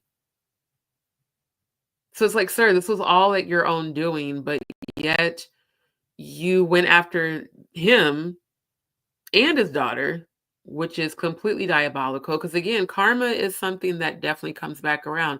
I pray for the safety of Drake's son, that never happens to his son, that he's never involved in a situation like what his father allegedly had an involvement in doing. Now, I can't say that Drake for sure was behind the raid and the robbery, because it's my opinion that, of course, it had to be him. And I have to say allegedly, but it was proven that Drake definitely paid the attorney that Jonathan Hayes' ex hired to sue him after he'd already been traumatized. Understand the mental, the mind fuckery of it. Understand the mental abusive part of this. Again, see, a low vibrational Scorpio male is going to, Scorpios, it's within our nature to seek revenge and vengeance if you have not worked on your healing. That's why a Scorpio can be your best friend or your worst enemy. Drake clearly has a lot of demons that he has internalized and unfortunately come in agreement with, because only someone who is working under the influence of a demon would exploit someone's vulnerabilities as he has done. And you got to think about it. If he did that to his own baby mom and then attempted to slut shame her after he chose to go up in her raw with no protection, it's like, sir, It's all completely very narcissistic. He takes zero accountability. You chose to have unprotected sex with a stripper and a former porn star. And then when she gets pregnant, you avoid her, you deny the child. You tell everyone how you didn't want anyone to know that she was your baby's mom because of her past, but yet her past didn't mean anything when you laid down with her unprotected. Then when she confirms that it's your child, then you try to convince her to delete the baby. Again, these are all things that you did, Drake. Mr. Certified Lover Boy, certified. Y'all know what Kendrick Lamar said in his They Not Like Us song.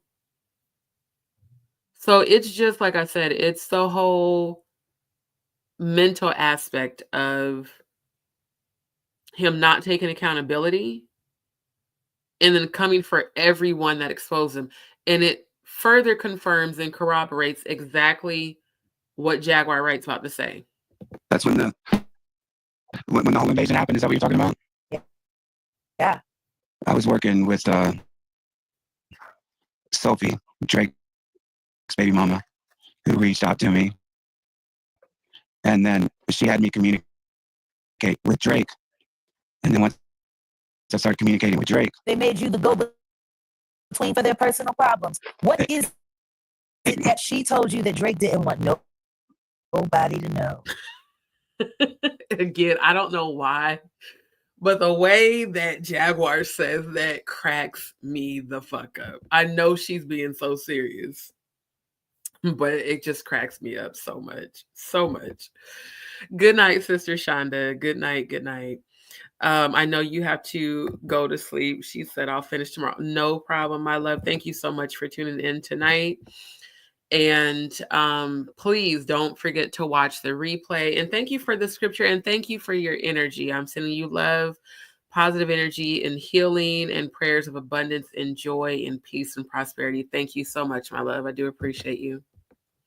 It's just the way she says it. Like it's so theatrical because she looks directly in the camera and says that Drake didn't want anybody to know. It's just her acting skills. And I know she's not acting, don't take it the wrong way, but she knows how to elicit a reaction through the way that she responds. And that part in particular just tickles me every time I hear her say that, because she already knows she knows these people in real life. She knows that Drake is allegedly down low. And I have to say allegedly because I don't know him. But given the fact that I'm bisexual and have a gaydar, he definitely gives down low vibes. He definitely gives that women are his beard, which is why he treats women the way he does. And given the way he treated the own mother of his child, I'm pretty sure he's treated other women much worse, unfortunately.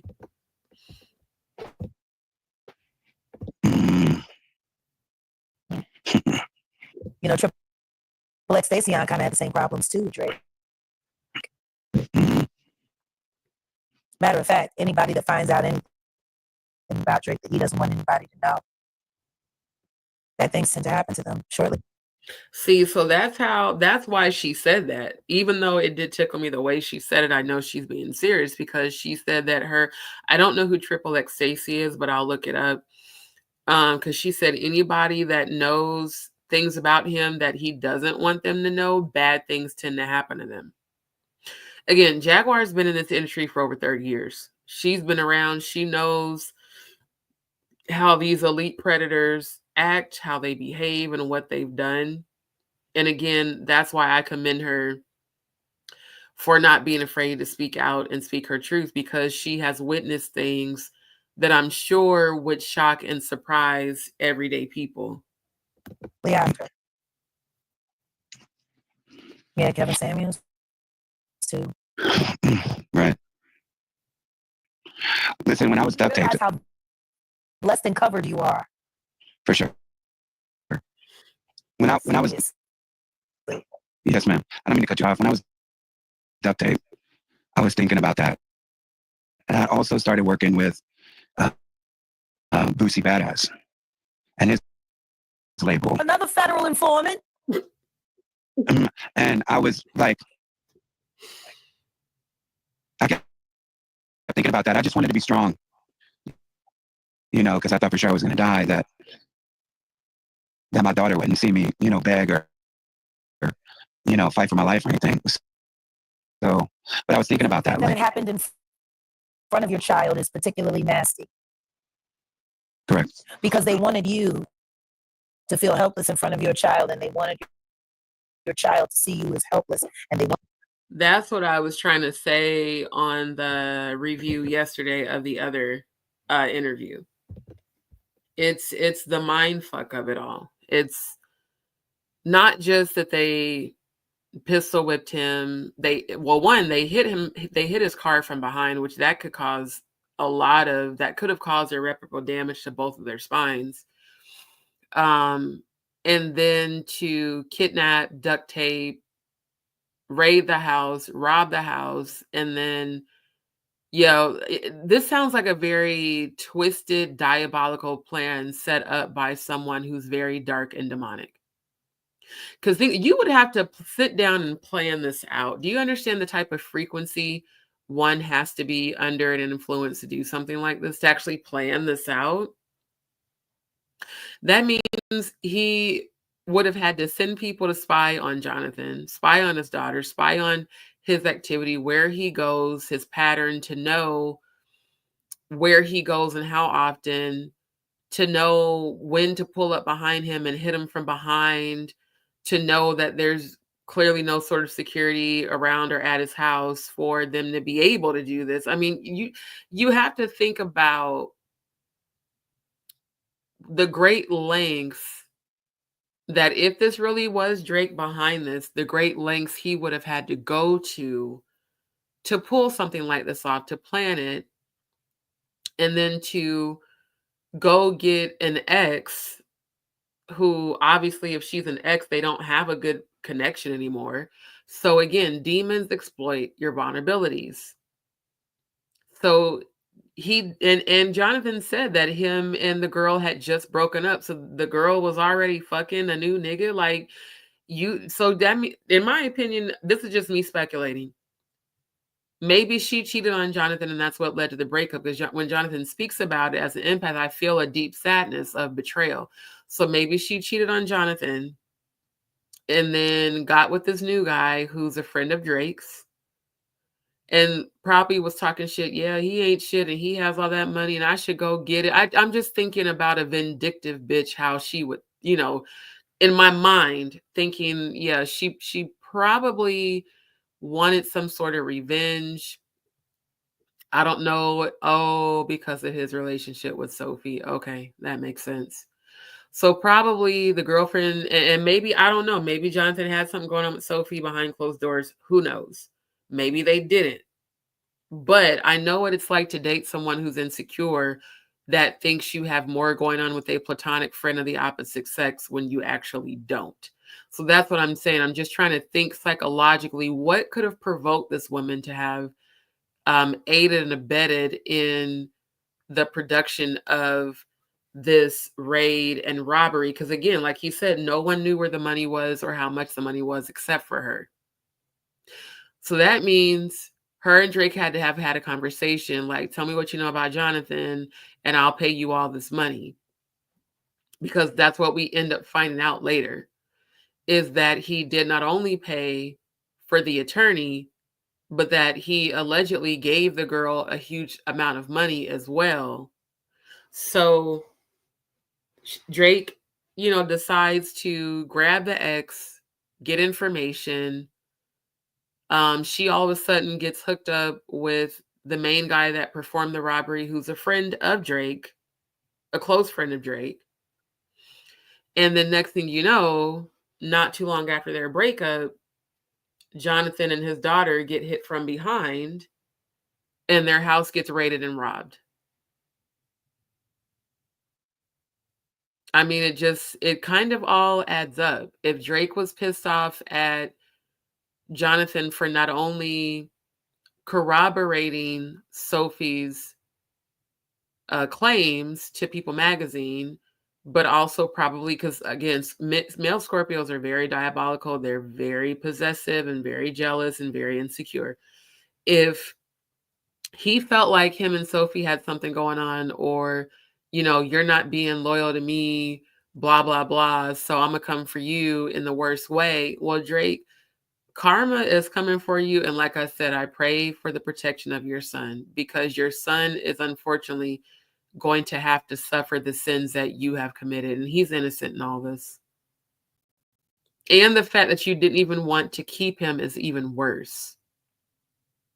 So he's already going to have to deal with the knowledge that his father wanted him to be deleted, and then wait till he finds out about your involvement in this situation. I'm pretty sure he's going to look at you completely differently, unless you do have the opportunity to lie to him and mentally condition him to believe that this is all lies. This is actually quite sad for Drake's son. I'm not going to lie. It's so sad. And the more I think about it, I just can't believe he didn't even think about his own kid in doing all this. Oh, Sister Shonda. Okay, on my level. I didn't realize that your comment said I can't even get off yet. Oh, okay, I thought you were leaving. She said, I'm not buying. I don't know him personally, but I told my sons 14 years ago he didn't get no play around here. He's soft talking about the streets. No, man. I'm just saying, like, you have to think about when, and here's the thing. An unevolved Scorpio is very diabolical once you cross them. Seriously. But the lengths that this man had to go to pull this off involved a lot of planning, a lot of money, multiple people, and a lot of low vibrational, demonic, hateful energy. And even though he did pull off the robbery and the raid, like Jaguar said, God definitely had its hand over Jonathan and his daughter, because there was such a great possibility that they may not have survived this. It could have went the other way, where they didn't survive it, and he wouldn't even be here to tell his truth today or to expose Jay-Z or Drake. So again, Jonathan Hay is definitely divinely protected. And I definitely admire his courage and I feel like this interview with Jaguar definitely empowered him, because even his demeanor during this interview, and I'm an empath, I can feel his fear even still about the repercussions of speaking out against Drake. But now on the interview that we're gonna finish watching, this one, a whole different type of energy. He's a lot more empowered. He does not sound afraid at all. In fact, he says, I got way too much information about him. He's not going to ever come for me because he knows I know too much. And it's this very same thing with Jaguar. That interview that Sean did today, a lot of people were in the comments like, why haven't they come for Jaguar? Why won't they put her on the stand? Because she knows too much. And the shit she knows is going to destroy way too many people, including judges and attorneys and government officials. So they're not going to come for people who know too much about them, because they don't want all that information exposed because of the other people involved that it can hurt and the repercussions that'll happen to them for those other people getting exposed. So again, shout out to Jaguar and shout out to Jonathan. Wanted to make sure that whatever it was you were doing, you were going to make a course correction. Right. See? Correct. That's how it works. And that's exactly why they did what they did to him, was so that he would just basically shut up. And it's like, oh, so now you're in agreement with my baby's mom. Okay, well, let me do this to make sure that you'll never open your mouth again. But again, Drake, when people are protected by the Most High, no matter what you do to destroy them, to try to destroy them, God's always going to bring them through, bring them out of it. And karma is a motherfucker that will come back for your ass later on down the road. Look at Diddy. He thought he was invincible. He thought he would get away with all the stuff he's done for the rest of his life, because he got away with it for so long. For 30 years, got away with predatory behavior, with abusive behavior. And now, based off of Natanya Rubin's testimony, attempted murder. So, yeah, just because you get away for a little while doesn't mean you're going to get away forever. God is still in control, and God still has the final say at the end of the day. Sorry. And God kept you. For sure. He kept you. And he kept your daughter. Because there's some of us whose children don't make it. Hold on. Sister Shauna said, right, and it was all scare tactics not to delete him. We must realize for people with access, they get access to whatever it is that they, I think she wanted to say, that they want to. So the putting together of such drama is play. Exactly. And that's what I'm saying. They, like what she just said, they did what they did to make sure that Jonathan would make a course correction, to make sure like you will never do this again. And then to involve his daughter was extremely diabolical because she has nothing to do with this. His daughter had nothing to do with Sophie. His daughter had nothing to do with the People magazine. The article that went out there. And technically, neither did Jonathan. Sophie is the one that put it out there about you, sir. Your baby mom. Because she was tired of you denying her and that child, knowing that it was your kid. And then it was said that he didn't even want to pay her what was due to her. Like she was pregnant the whole pregnancy. Women are pregnant for 10 months unless they, deliver early. So for damn near a year, like Jonathan said, he made it hard for her. He didn't support her. He didn't financially support her. He didn't help her. I mean, think about all the doctor's appointments she had to go to by herself. It's not just about money. It's the emotional support. You're bringing a life into this world. Anything can happen. Anything can go wrong. So to not give the mother of your child support when she's carrying your seed, and then to go out of your way to make it hard for her, and then deny the paternity of the child, and then when you find out it's your kid, still go to great lengths to not take responsibility. It just sounds like a spoiled fucking brat that, again, just like Kendrick Lamar said, you're not a colleague, you're a colonizer. He acts like a spoiled suburban brat that, never was made to take accountability as a child and just pretty much got whatever he wanted. And, oh, I can just shit on people, because I'm rich. Well, no, you're going to pay. You're going to pay for sure for what you did. Right. Whose children are taken. Right. To make sure we make the course correction that they want. You understand what I'm saying? Yeah, correct. Yeah. I do. I want to say to you, I was wrong to call you a liar. Right. One thing I can say for Jaguar is that she will take accountability if she feels like she's wrong in something. Most people won't. So I do commend her for apologizing. They were definitely protected, Sister Shonda. I commend her for apologizing to Jonathan. Now, I don't know at what point she may have called him a liar. That must have been a previous, maybe an interview or video. But I love the way that she went into advocating for him during this live. Because I can't hold you accountable for being afraid to tell the truth that could claim your life. Correct. I appreciate that. Especially what I've been through, I hope you know if you ever need to talk. I'm around. Industry PTSD is the hardest because nobody wants to believe that it happened because it's supposed to be the greatest thing in the world. And see, I'm so glad that I decided to come back to this interview because that's what a lot of people who have been judging Jaguar don't realize, that when she is reacting, or as some people say, overreacting, or they say she's acting crazy, or, that lady's nuts. No, PTSD,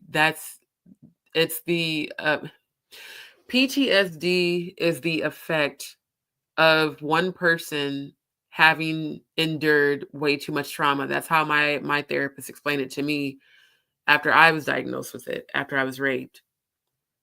Because I didn't understand why sometimes I'm super calm and other times I just will like flip out at like at the smallest thing if I get triggered. And she explained that. She said it's because you endured so much trauma. It was too much. So when you get triggered, it can cause that overreaction to where people will call you crazy or nuts. And then like in my case, having Graves, they explain like how Graves' disease causes what's called Graves rage, which is because of the way that the thyroid secretes the hormone and the overproduction of that still, the way that it violently alters my hormones. And then sleep deprivation added into that, you know, other things. So that's why I have the heart that I have towards Jaguar, is because it took me going to therapy for me to understand why I would react and sometimes still do react the way that I do when I get triggered, to where other people just called me crazy or nuts or whatever, because they didn't know what I've been through. That's why I even have started speaking about it. She gives me the courage to speak about my experience, not to make excuse for any behavior, but to explain it. So her talking about like industry PTSD, you know how many, like for instance, Justin Bieber is a great example of that. When he looks disheveled, when he looks paranoid, when he looks crazy, he has endured a lot of trauma and a lot of demons and a lot of abuse. Same thing with Britney Spears, you know. So instead of people calling folks crazy, try to understand and imagine being in their shoes and imagine what that person has been through that has caused them to be in a state. PTSD is not something anyone wants. From veterans to victims of abuse, no one wants to have to deal with post-traumatic stress disorder. It's very hard to deal with. And it does take a lot of prayer and therapy and healing and talking through and working through it. And even with that, if you get triggered, it's not easy to control. Like in my case, when if I tell somebody to leave me the fuck alone, it's for your good, because I know I'm about to flip out and go off on you. So it's best for either me to walk away or you to leave me the hell alone. I know that about myself. But it took me having to go to therapy to even learn that. Because in the past, like especially if somebody put their hands on me, that ain't the thing to do. Because once you put your hands on me, I'm going to defend myself with everything in me. And I will lose sight of logic if I feel that my life is threatened. Like they said, that fight or flight shit is very real in survivors of abuse, and especially survivors of sexual abuse, because you feel like this person's trying to overpower you again. So when I look at a person like Jaguar and I see, like even today, all the people that were in the comments, and she was calm. That's what made it so bad, y'all. Like how she went off on Courtney, which the first interview, I ain't gonna lie, he low-key deserved it because he kept provoking her and provoking her. He tried it today, and luckily she kept her demeanor in things. And luckily, you know, Ron jumped in and kind of stopped it. And even Natanya, she jumped in from a spiritual aspect and was able to calm down, you know, the energy in Courtney or whatever. But what she has been through, what Jonathan Hay has been through, it's completely understandable why Jonathan Hay may seem more reclusive with the media, and he will speak his truth, but he's not doing like a shit ton of interviews like Courtney Burgess is doing, just like literally for clout and just to get seen. And we will review the interview with Sean Atwood, if not tomorrow, this weekend for sure, because I want to point out some key things that really stood out to me during that interview. The main thing was seeing Courtney do exactly during this interview what he did during the first one, going out of his way to provoke Jaguar and coming across as aggressive and combative and argumentative and childish, quite honestly. And even Natanya told him, how can you be mad at the public and at us for asking questions and saying what you're not going to answer when you're choosing to come on public platforms, sir? And that's what I kept putting in the comments. I don't know if they had a mod that was deleting the comments or if it was a like an automatic system, because I put that in there. I was like, how are you mad about answering questions when you choose to come on public platforms? And I have no idea why they deleted it, but it's a valid question. You're choosing to come on public platforms and you continue to clearly lie. And then to say, well, I'm tired of all this. I'm tired of this Diddy mess. I'm tired of questions. Did nobody tell you to go do 5011 interviews on YouTube? You chose to do that because you wanted clout. Now you can't deal with what comes with clout. Just like Jaguar said, making her life an algorithm is not an easy thing to do. But he was so thirsty for attention, and then he got it and he couldn't handle it. So instead of him taking accountability and responsibility, just like Drake, what does he do? Deflect on everybody else. So again, Jonathan Hayes' energy during this interview and Jonathan Hayes' energy during the interview on the Truth Network, he sounded and felt very empowered. He didn't seem like, even now, his demeanor is like still traumatized and kind of scared. I can feel it. But the other one, it's a lot different. And I'm really proud of him for getting to that place. World. It's supposed to be the greatest time in the world. You're working with the most important people in the world. How dare you complain for something that everyone wants because you're too afraid to tell them, hey, this shit is fucked up, or you're afraid that you might end up being a witness in a case you don't want to be involved in. Correct. And all for going to work. You know? Right. So I want to end it like this. And Jonathan, we'll let you go, but I want to get both you and Jag's take on the music industry in 2030.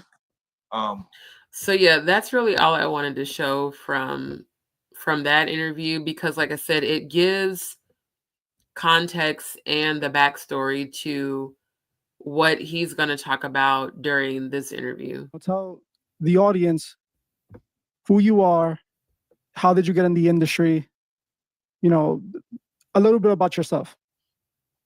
Okay. Yeah, thanks for having me. It's truly an honor. I've looked at your stuff and I definitely felt like it's the Okay, can you guys hear this okay, or do I need to refresh the page so that y'all can hear it?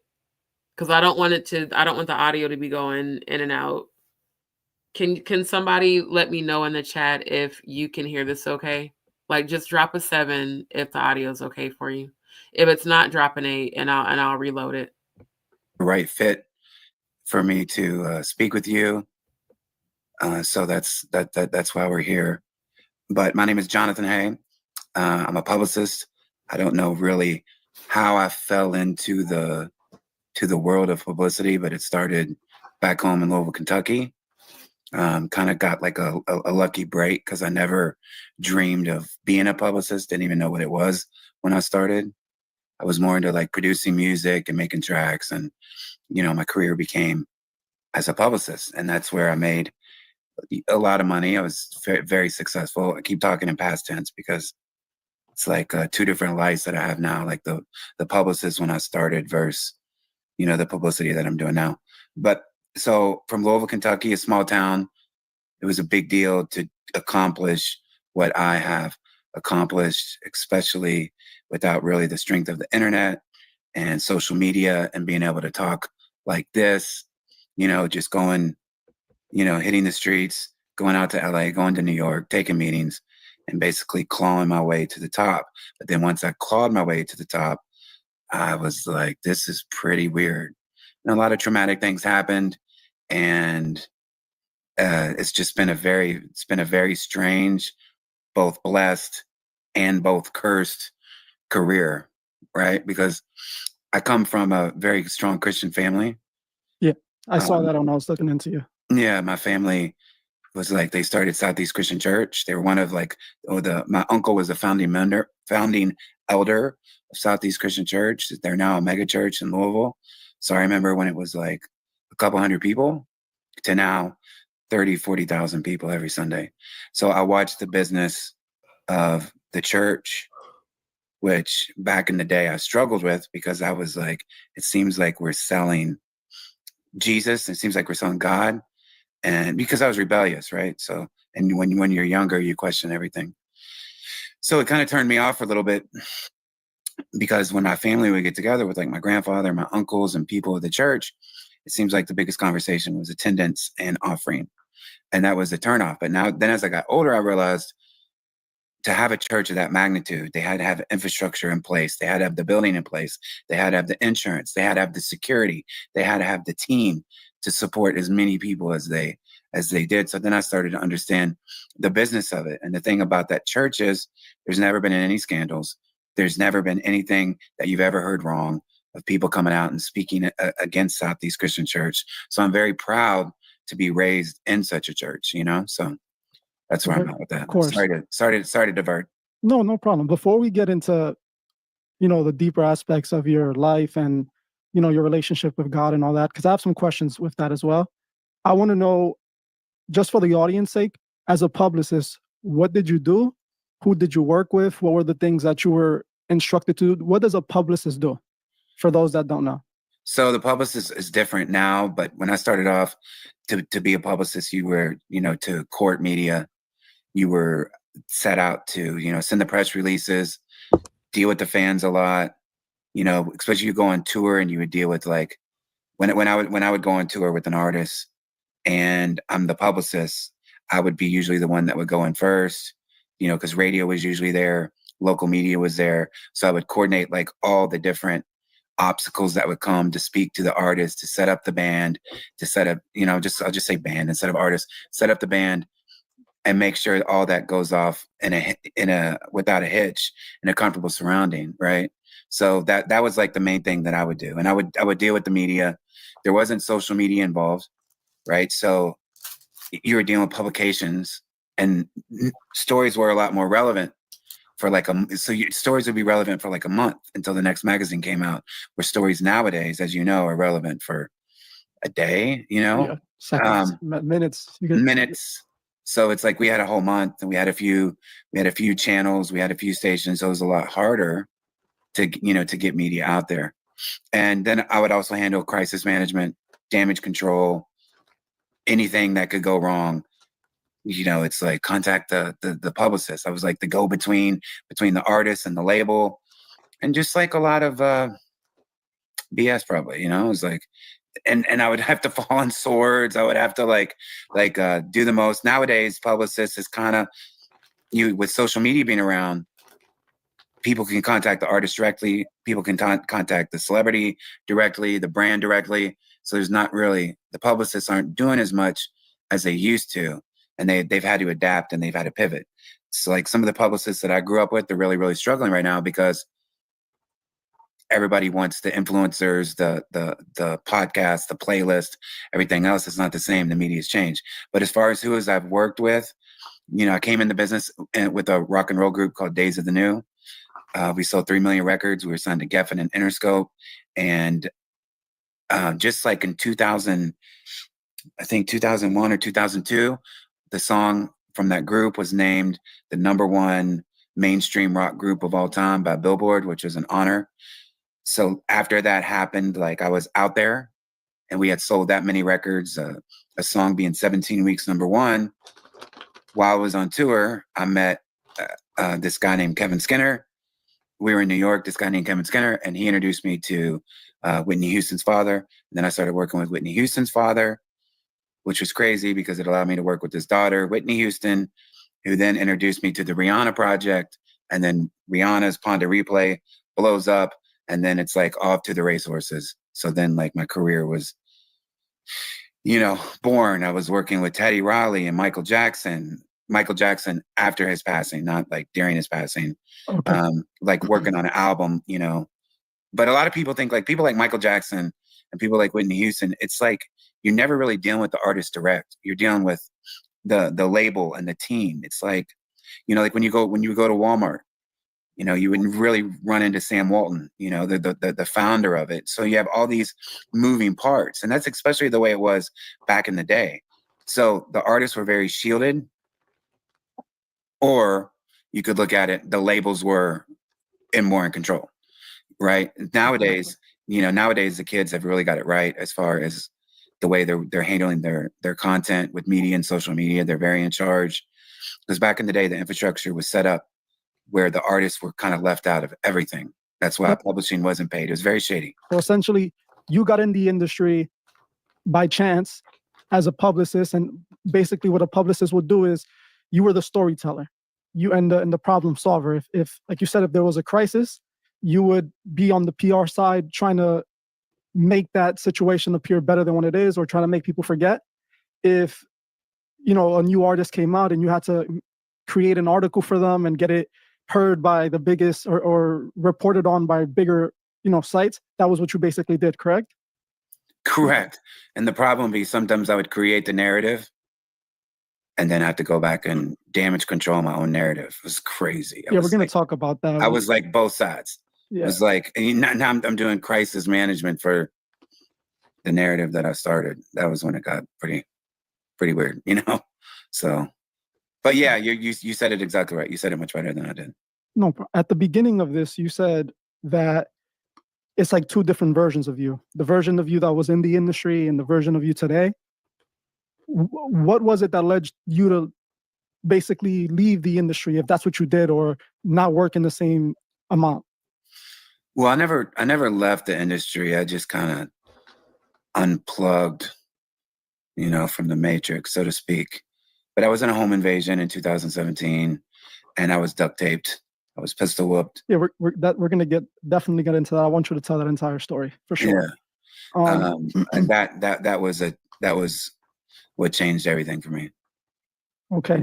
That's what really So let's get right into that. Okay. The reason you reached out to me was because of this home invasion that Correct. happened to you and your daughter. It basically is what you said. Can you break that story down?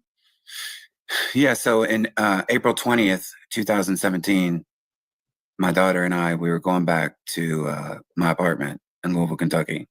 And I had just moved there because I'd went through a breakup of 9 years. And my daughter was coming back to me because she was looking for something that I didn't have, something of hers, right? It's just because she would help move. I forgot what it was exactly that she was looking for, but it was after midnight, and we were coming into my door, and I was unlocking the door with the keys, and I felt her push me on the side to hurry, but I saw something running at me in the corner of my eyes, and at that point it was too late. It was two masked men, were pistol whipped from behind. And I was pushed into the door, and she fell over top of me. And at first I was so startled because I didn't know, at first I really thought it was like my stepdad playing a joke or some kind of weird prank, that because I had my daughter out so late and we were coming home, but then it got real quick within seconds. And so they pushed me into a chair and they duct taped me where I couldn't see anything and all I could do was hear. And while I was in the chair, they kept looking for a safe with cash that I didn't have anymore. And my daughter, I didn't know if she was duct taped or not. I found out afterwards, like in the interrogations with the police, that she wasn't duct taped because I couldn't see her. I just figured that she was. So for 2 hours, they would put like guns to my head, almost like Russian roulette. And I thought for sure at any time I was going to die. It was very traumatic. Once again, I didn't learn until reading the case files and interrogations with my daughter that she wasn't duct taped, but the guy who kept putting the gun to my head and he would pull the trigger and I'd feel like the pressure, against my head. He had disarmed, he had taken the bullet out and said to her, whisper, like he doesn't know it's here. So at any moment I was just bracing for myself, to be killed. And that went on for 2 hours. They left. They didn't find the safe. They took my debit cards because I told them if they took my debit cards, I gave my PIN number. If they came back the next day, I would give them the cash that they were looking for because it was in a safe that was at my parents' house. And that was all the truth because I had went through the traumatic breakup. I had moved. I went to Florida to see my other child. And instead of leaving the safe in my apartment with a lot of cash in it, I did leave it at my parents' house. So I was just trying to get my daughter and me out of the situation. And I figured if we could maybe get in the car or we could get outside, that somebody else would see, and it would be a much better chance of us being locked away in my apartment, right, where at any moment expecting to die.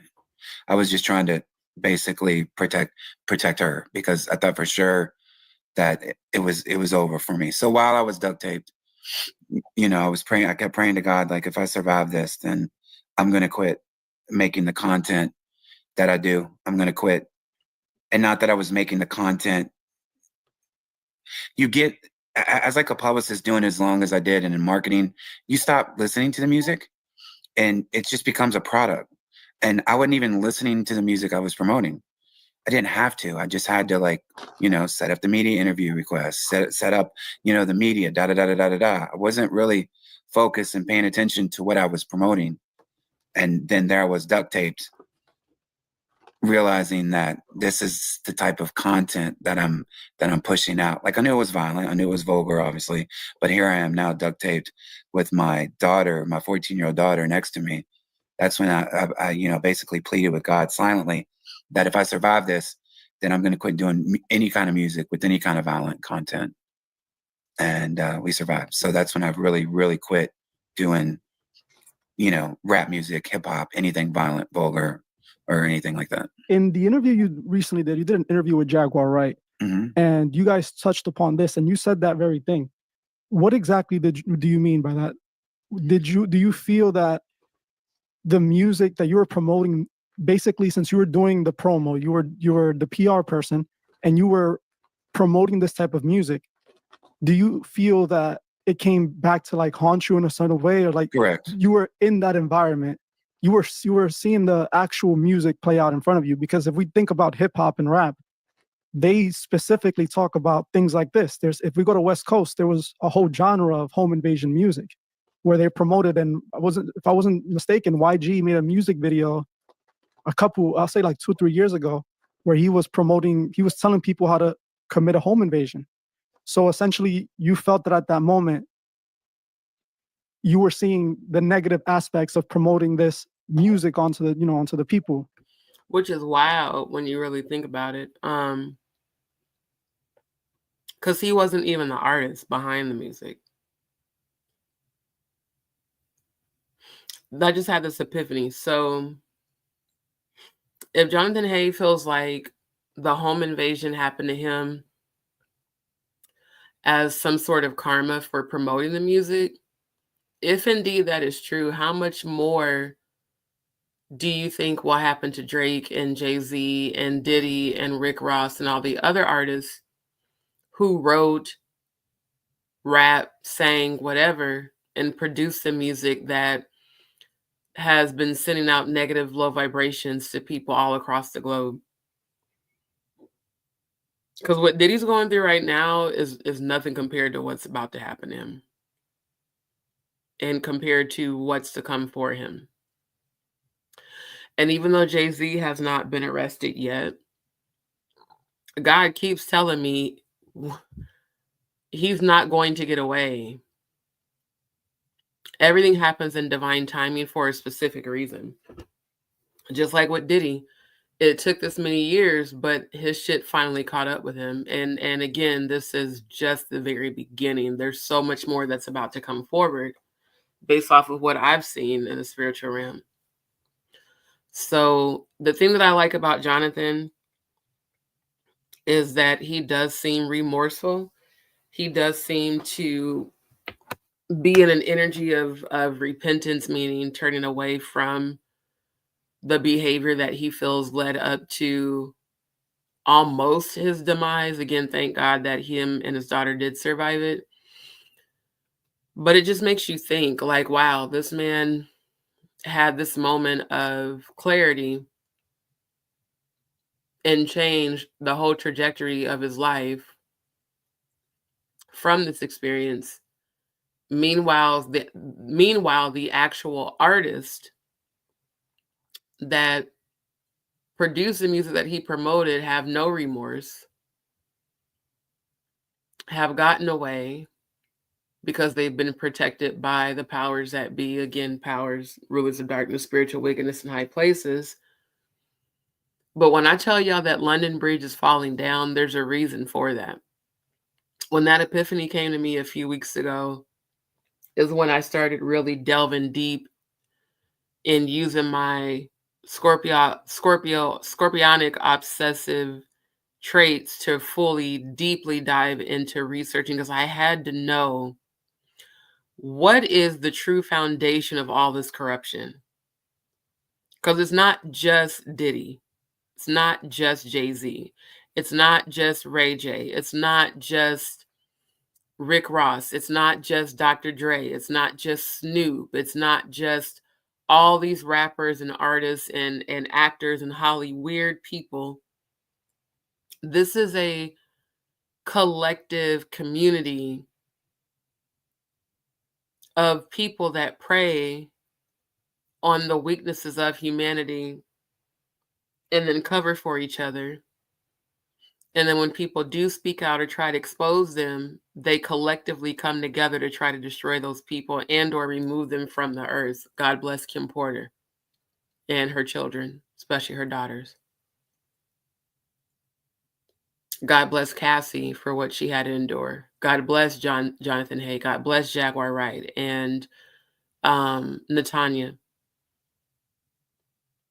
It's like everybody who was close to, involved with, members of the industry that committed such acts all seem to have paid for it in one way or the other.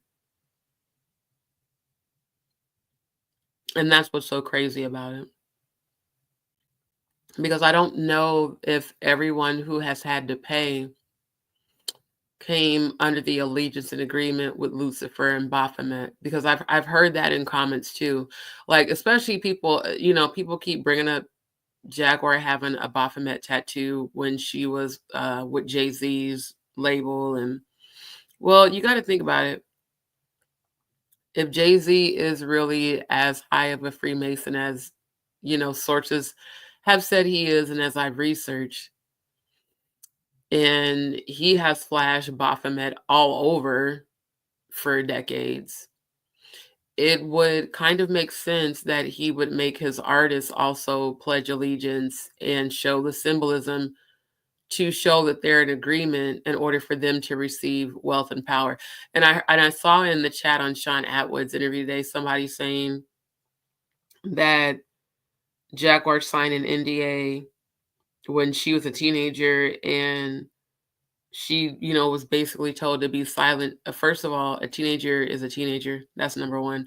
Number two, even as an adult, if I were involved with someone who I knew could destroy my life and take my life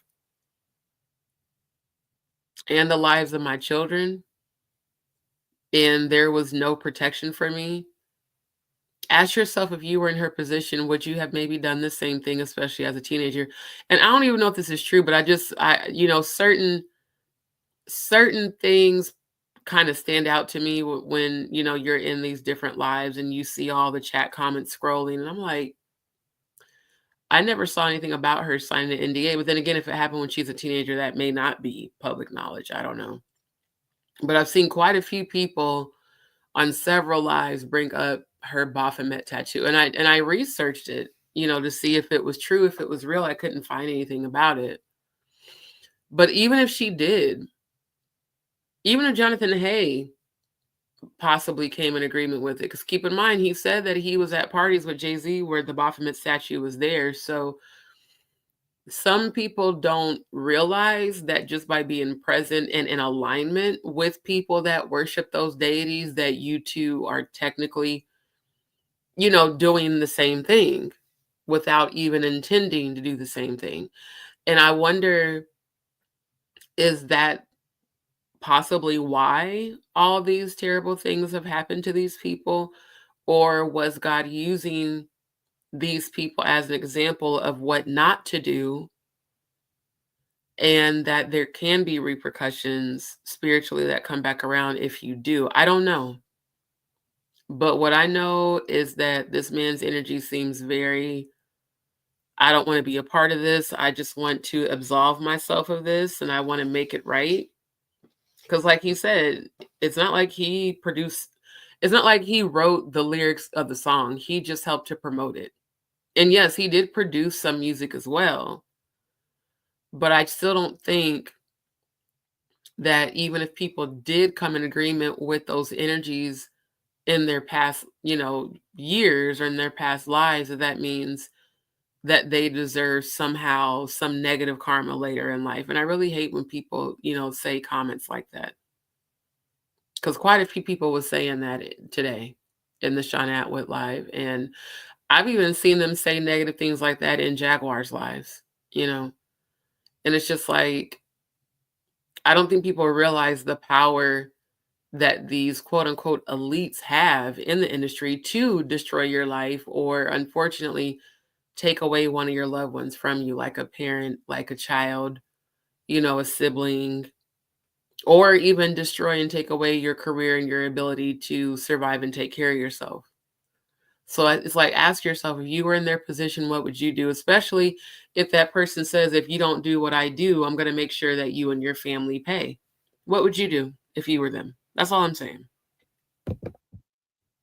You're correct. And so like after we found out who they were and they were arrested, the first one was arrested, obviously I'm going to go to his like Facebook and I'm going to look around, and because I couldn't see him because I was duct tape. And when I went to his Facebook likes, he only had 2 or 3. And one of the people that he liked, where you have like sports teams and artists, was one of my clients at the time, which was Boosie Badass. And I was like, whoa, that really freaked me out because I was like, he only likes a few people. He likes Boosie Badass. Boosie Badass was an artist that I just started working with, but it had nothing to do with him at all. It's just that's what I'm telling you. Like that's the type of music that I was promoting, and I didn't even get a chance to promote anything with Boosie. Like he still follows me on Twitter, and I'm still cool with DzPeepz, but I didn't even get a chance to promote anything because when he hired me to bring me on, that happened and that took me out. And I was working with this artist, Young Blue. I also want to talk about that. You said you prayed to God. Would you say that you felt that God in that moment helped you out of that situation? For sure. Do you feel that after that moment you saw things differently? Well, to be totally honest, like after it happened, even though like I was praying to get out of the situation, I moved, and I remember being in my place, and I was like really like blasphemous towards God because of the ramifications of what it did to the relationship with my daughter. Like I was literally like walking around my place, swearing and cussing at God, blaming God. And that was a changing moment because God can take that. I think God wants you to come to him. Like he just, so when I say that, yeah, I was being like very blasphemous. I was being completely disrespectful, and I was so angry. But I also felt very, very comforted. After that, I felt comforted. But I went down. And I love that how he said that, because it's right at the precipice of giving up, especially after something so traumatic, that God loves us so much that God will show us grace and mercy and still step in and show us love and comfort. Just like how I told you guys, like what led up to me dying and going to heaven and coming back. It was the same exact thing, me being angry, me being like, okay, well, you're not there. You don't care. You allowed all this XYZ to happen to me. So, just take my life, being in that place of anger. And like I had said on my previous live, I could have gone to hell when I died, but I didn't. God had the angels to bring me to heaven, which completely changed my life. So again, God can use anyone. Each one of our stories is individual, but also similar. And just because you go into a dark place behind trauma or abuse that you've suffered or extreme loss of grief doesn't mean that the Most High doesn't understand, or that the Most High is just going to discard you. Because the Most High's energy of love is unconditional and everlasting. And after actually physically going to heaven, I fully understand that. Because God is an everlasting being. And there's no time, there's no beginning, there's no end. So, like I said, his energy on this interview is much different than the one he did with Jaguar Wright. You know, it seems like and not just the sunlight over here, but I see divine light all around him, like literally all around him. And I see an angel right here. So again, shout out to Jonathan Hay. Shout out for the healing that he has been doing, because it's translated and it's shown and felt through this interview. The opposite way. So instead of going the positive way, for a while I went the negative way, and I really got lost into like psychedelics and drugs. Like, You were coping with the trauma. You know, coping with that's the trauma. understandable. And also, a lot of people have that issue where they blame God when these type of things happen, because we as humans, we ask God to protect us, and we say, God, you know, and we expect it in a way.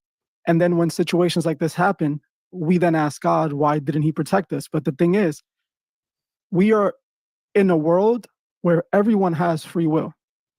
Everyone is in control of, you know, the things that they're doing. For And sure. God gave us that free will so that he can determine who are the people who are his people, you know, who's going to choose God at the end of the day. And at that moment, you ask for God to protect you. And you might not know, in a way, he probably did. Not from stopping He that did. home invasion, Mhm. but from changing your life so that you don't end up in that situation again later on. From Correct. putting you in a different path where you're no longer in the den with these wolves, you know? Yeah. Because at the end of the day, you felt trauma, you felt pain, you felt all the things that are associated with a situation that you went through. And most people break down from there, and it gets worse than what you explained coping, but a lot of people would have gone even worse. Some people would have never been able to recover from that.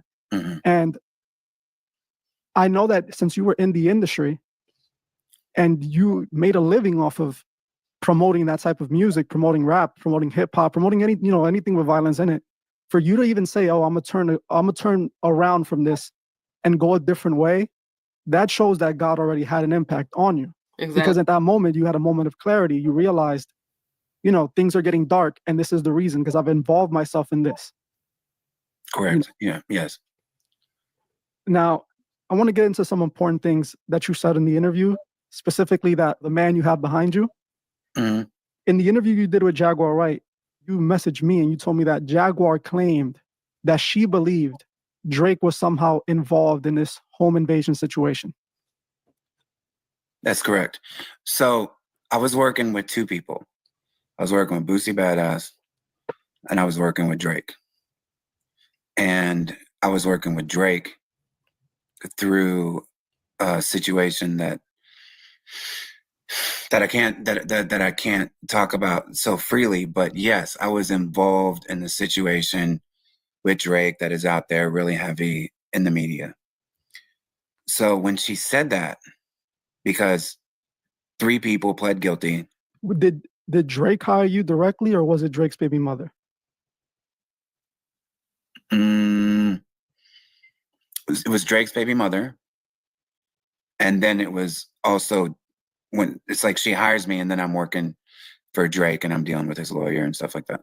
And I know like you said, you can't release what Both. you were working with him for, essentially. Both. But this is around what time? What year? This was right when the home invasion, 2017. 2017, around that time. Okay. April. Okay, continue. Sorry about that. Just wanted to... So I was working with both. All right. But I never thought that, Drake, because as I said, 3 people pled guilty and went to prison. But weird things would keep happening with law enforcement. Weird things that were very powerful, right? That were unexplainable, because there was another person that for sure should have been indicted. And this other person was dating one of the people who went to prison. She was like public with it on her Facebook. And she was taunting. It was in a taunting way, right? I'll just say exactly what it is. She was my ex-fiance of 9 years. She was the only one who knew that there was a safe there and there was that kind of money in the safe. And the only reason why we had cash in this safe is because around. And I'm really glad he touched on that, because that's what I was saying at the beginning of this live. It definitely makes complete sense that the ex-fiance would be the one to essentially spearhead and you know, be the person on the inside giving information to these guys to be able to rob him, because like he said, she's the only one that knew where the safe was located and how much money was in it. Around like 2008, when the world was supposed to collapse with the financial thing, we just started saving money. And she would be like paranoid about like if something happens, you know, in the country and all this other stuff. So we set a amount of money that only she knew about. And when they came in, they asked for that amount of money. So I knew it was her. Not only that, there was an EPO against my ex-fiance, right? And the EPO was my mom had did it because of some threats that she had made against my daughter. Those same threats that had me duct taped by her guy, her and her guy, you know, made these threats. This was going to happen. And now here it was happening. And so I told the police, like, obviously we know who this is, because after the home invasion happened, I was dealing with the same police that I was dealing with for the months prior, because we had a real messy breakup. Like I told you guys that she was a real threat. She never got charged, even though they like took her cameras.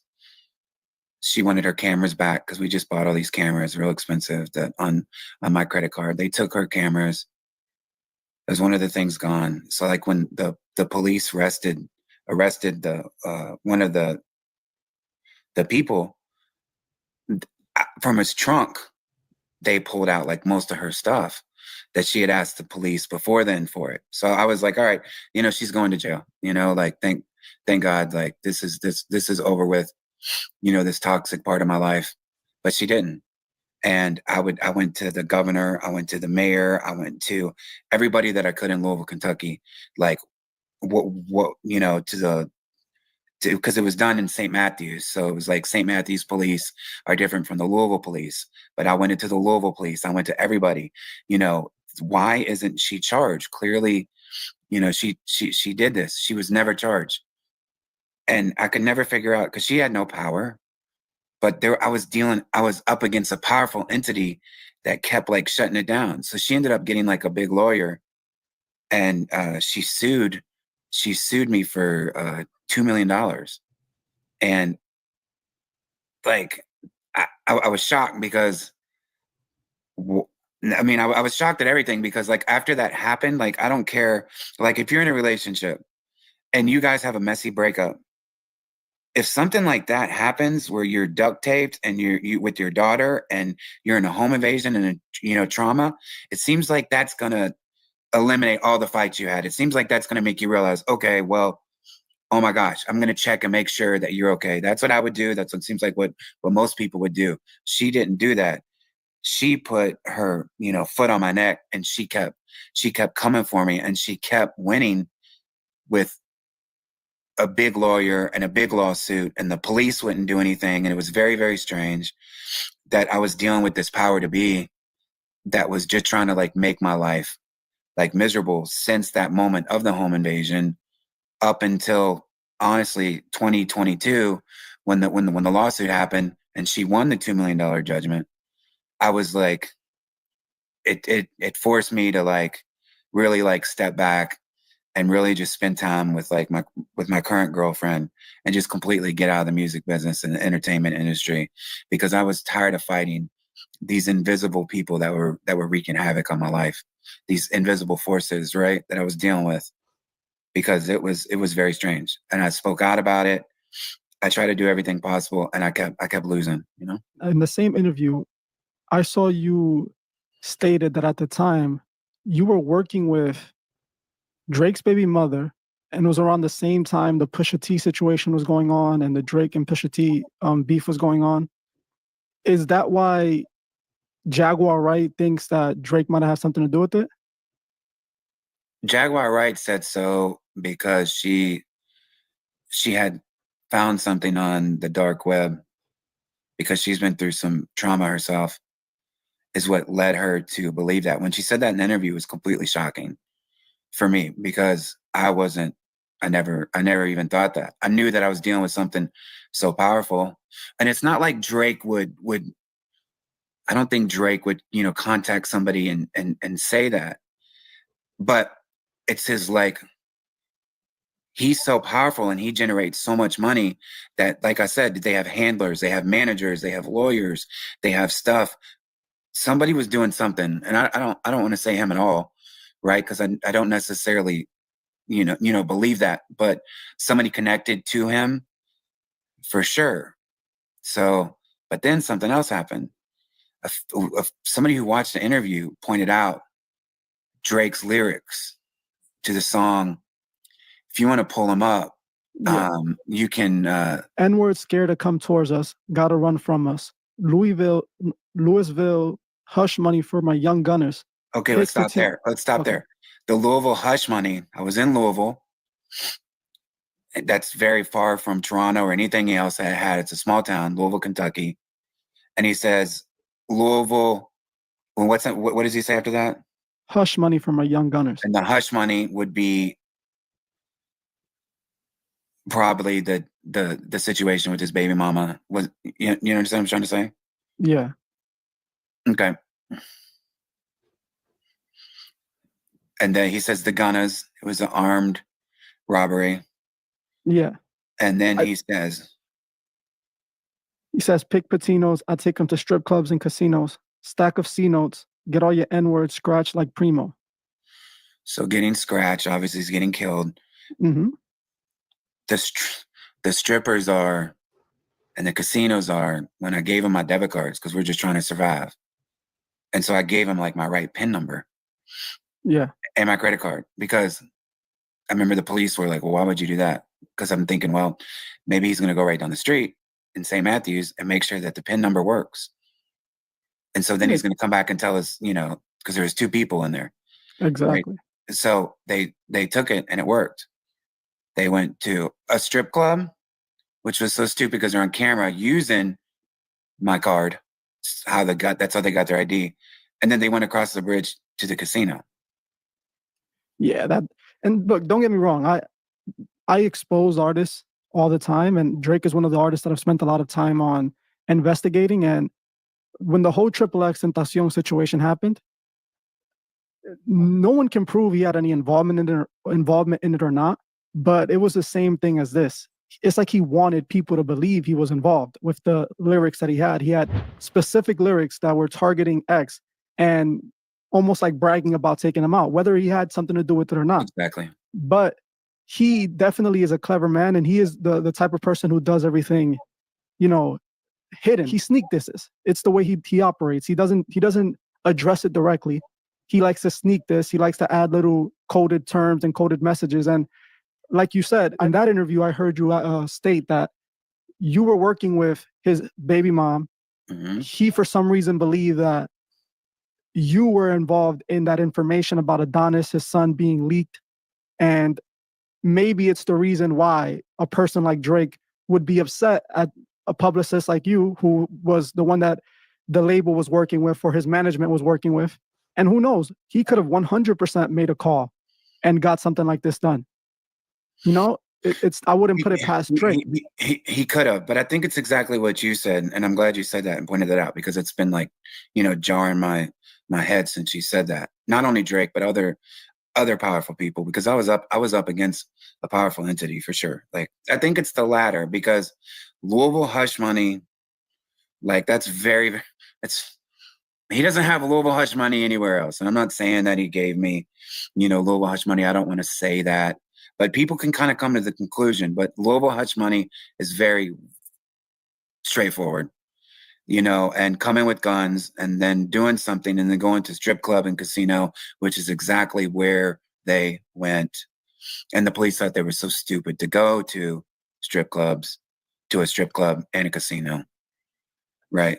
So it's all very strange. And I think he was mad probably because I was blamed for the Pusha T thing. And that was like immediate. That was like after that happened, with this baby mama, because the relationship is, I was working with Saha the Prince forever. Saha the Prince is like Kanye West's main writer. If you look up Saha the Prince, his real name is Sidell Young. And if you look at Kanye, a lot of Kanye West's writing credits are from Sidell Young. He was signed to Good Music and he worked directly under Pusha T. And Saha the Prince has been like my friend and somebody I've worked with for over 10 years, right? At the point. Yeah. So people thought that because nobody else knew that she was pregnant with Drake's baby, right? And all the information that came out in the Pusha T diss, a lot of people felt that was me from telling Saha, who told Pusha T. And I can tell you the honest to God truth, just as I told them, I never told Pusha T one thing about it. I mean, I never told Saha the Prince one thing about it. We never even talked about it. We've never even had conversations like that. We would just collaborate on stuff. Like, it wasn't like he was a friend, but he's not somebody that I'm going to confide in. I don't even think a business friend. Yeah, I don't think he knew about the home invasion. We never talked about it. Right. So they just assume, because it's like, where did this information come from? So maybe Drake, when he was dropping that Sandra Rose album, and that's the Scorpion album cover behind me, where the Sandra Rose album is. I mean, what the Sandra Rose song is, maybe that was him letting me know, like, ha ha ha, showing his power. No, I get exactly what you're saying. And if for the audience, as I already explained earlier in the video, the pattern is there. It all lines up perfectly. If Drake possibly thought you were the only person with this information, or, the only person that could have leaked this information, in his mind, I see it intimidation towards you, a way to say, you did something I don't like, now you're going to pay for it. What did it happen after or before? I was working with Drake during when it happened. Okay, so and then the information was leaked. The Pusha T disc came out after, 3-4 months afterwards. 3-4 months afterwards. But there was talks maybe behind the scene or something, correct? Correct. Okay. To me, I personally, and a lot of people on this channel have seen that these artists, they operate on their own set of rules. And then they do specific things like this, where they will taunt you. They will say things, because even with the Drake, with the X situation, where he had lyrics about giving Louis bags full of money for body bags, and XXXTentacion, when he passed away, he had a Louis bag in his car, and that's what the people who took him out basically took from him, And you know how stupid you got to be to commit a crime like that and then brag about it in the lyrics of your song and really think that people aren't going to be smart enough to make the connection. Like, I've never understood that about rappers in the industry. Just like on the Boondocks episode where they, was making fun of Gangstalicious and about how, he's like, oh, I got shot. And they're like, you got shot? He's like, yeah, I got shot for real. And then he talks about, how he pistol whipped somebody. I still wonder if Gangstalicious is who Gangstalicious supposed to be, 50 Cent or Diddy, is what I've been trying to figure out. Because I heard before it was supposed to be 50 Cent, then I heard it was supposed to be Diddy, then I heard it was supposed to be Young Thug. I don't know. It could be all three characters in one. Because all three of them have a very bad habit of snitching on themselves in their music. And apparently Drake as well. People looked at that, and to this day, and then also in the music video that he did with Travis Scott for Sicko Mode, there's actually a moment they took time to do this. There's a person that they dressed up as XXXTentacion, and then they show Drake coming down on a meteor, crushing him. So, and this is after he's done. This is after he passed away. And you can go look up the video. I can give you the timestamp. You slow down the video, you see Drake coming. And that's even more psychotic and diabolical. Why would you put that in? Why would you put that in your video and the lyrics unless you are a super egotistical maniac? Because it's literally like you're making a confession through media, through music, through the video. And it's like, bro, if he did all this, why wasn't he investigated and arrested even back then? It's like, make it make sense, because it doesn't. Coming down and crushing him. And he done repeatedly, even in his recent album or an album or two ago, he was still kicking the dead horse, essentially, you know, still trying to take. Wait, hold on. Andrew said, yeah, if you're around bad energy, it wears on you. Absolutely. It does. Absolutely. Because it's literally a such thing called energy transference. And that's exactly what happens. That's why you have to be careful who you hang around and consistently talk to, because you're absorbing that person's energy, whether you realize it or not. Even in friendships and associations, whoever you form an emotional bond with, you are absorbing that person's energy and their thought process and their ideas. Take responsibility for it. And then when lawyers were trying to bring Drake in to question him about the situation and question him why he had these type of lyrics, the lawyer who was defending one of the persons who were responsible for taking out X, he claimed that Drake was the one who hired them to do the job. Now the other two denied it, but his lawyer tried to push that, you know, my client is saying this, Drake is over here bragging about it in his raps. So there's 100% a possibility. And from what you're saying, he could have seen you definitely as a target. What Jaguar Writer claims to me makes perfect sense. Because if you're saying there was this power behind her, would you say that she had a lot of money during the situation? No. So where did that money come from? Where did those lawyers come from? Where did all this support come from? If it was the person she was dealing with associated with Drake in any way? I don't know. And that's the thing, because Drake is a person that he can have connections in a lot of places. It's a man with a lot of money and a lot of power. And it makes perfect sense to me. Agree.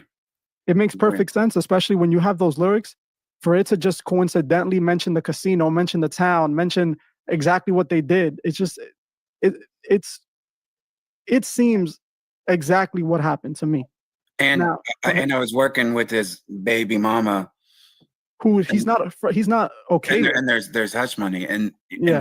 And let me say something so I can, you know, be clear on that. His Sophie, his baby mother, was an angel. She was, yeah, she had like a past that people have come out with, but she loved her son. She was fighting for her son that was unborn, right? Like when I spoke to her, Drake didn't believe it at first. Like all this stuff is out, you know, that you can read about. I've never had any issue with her. She's been wonderful, to be honest. She was like, I was so blown away by her, you know, with her, because I was adopted, right? So I've been without a mom. So to see what she was going through, not from Drake, but to see what she was going through, I just got the utmost respect for Sophie. It's the issues with Drake afterwards. And I reached out to Drake. Like after the home invasion happened, I sent Drake this like crazy email. And I was like telling him, I was like, I know you don't, you know, understand the love for your child now because you can't see the baby. I've been there. But when the child is born, it's going to be the greatest gift you've ever had. And you'll do anything to protect it, yada, yada, yada, yada. Because, you know, I was trying to like mediate their situations. But I just want to make that clear. Everything with Drake has been weird, man. Like it's been really, really weird. I'm a fan of his music, obviously, but that situation with her has just been really strange. That's pretty much all I'm trying to say as much as I can without really saying it, you know? For any reason, did you sign any NDAs when you were working with Drake? I did a while back, after it happened, and then over another incident. Okay, so those are what keeping you from being able to. I'm able fully. I'm able to speak about it, with questions and everything else when people ask me because, they know that it's going to be brought up, right? And I didn't know that Jaguar Wright was going to bring up such a thing. And a lot of people have asked me, and a lot of people have sent me questions, and a lot of people have sent me theories. So I'm trying to, address those issues, or those thoughts.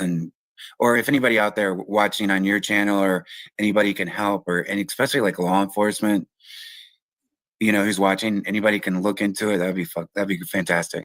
Now, did you experience a lot of darkness in the music industry? Was there other situations that you would say, or was it just with Drake?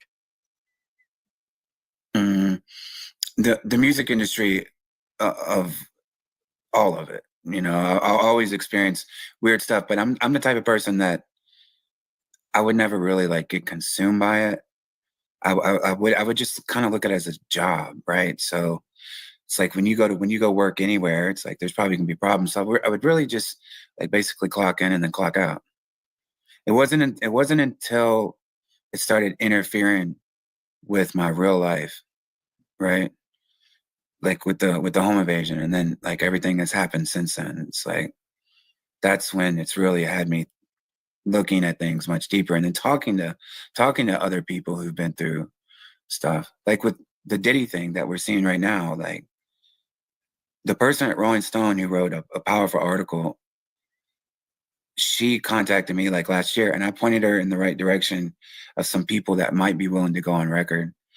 And I'm always like, that's what I'm driven to now, is try to help for like advocacy, because it is such a dark place. The industry is not anything that people think it is. The bright lights are there to blind you.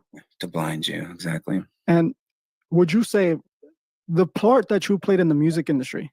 See, on my channel, if you've seen some of my content, you know that Correct. I expose the industry. That's what I do. And I try to point people to God in the same way, because I feel that the music industry has people under this manipulation, under this profitable lifestyle that they get to benefit from. But the people that are actually living that lifestyle are not at all. They're destroying their lives. They're going through darkness. They're experiencing things.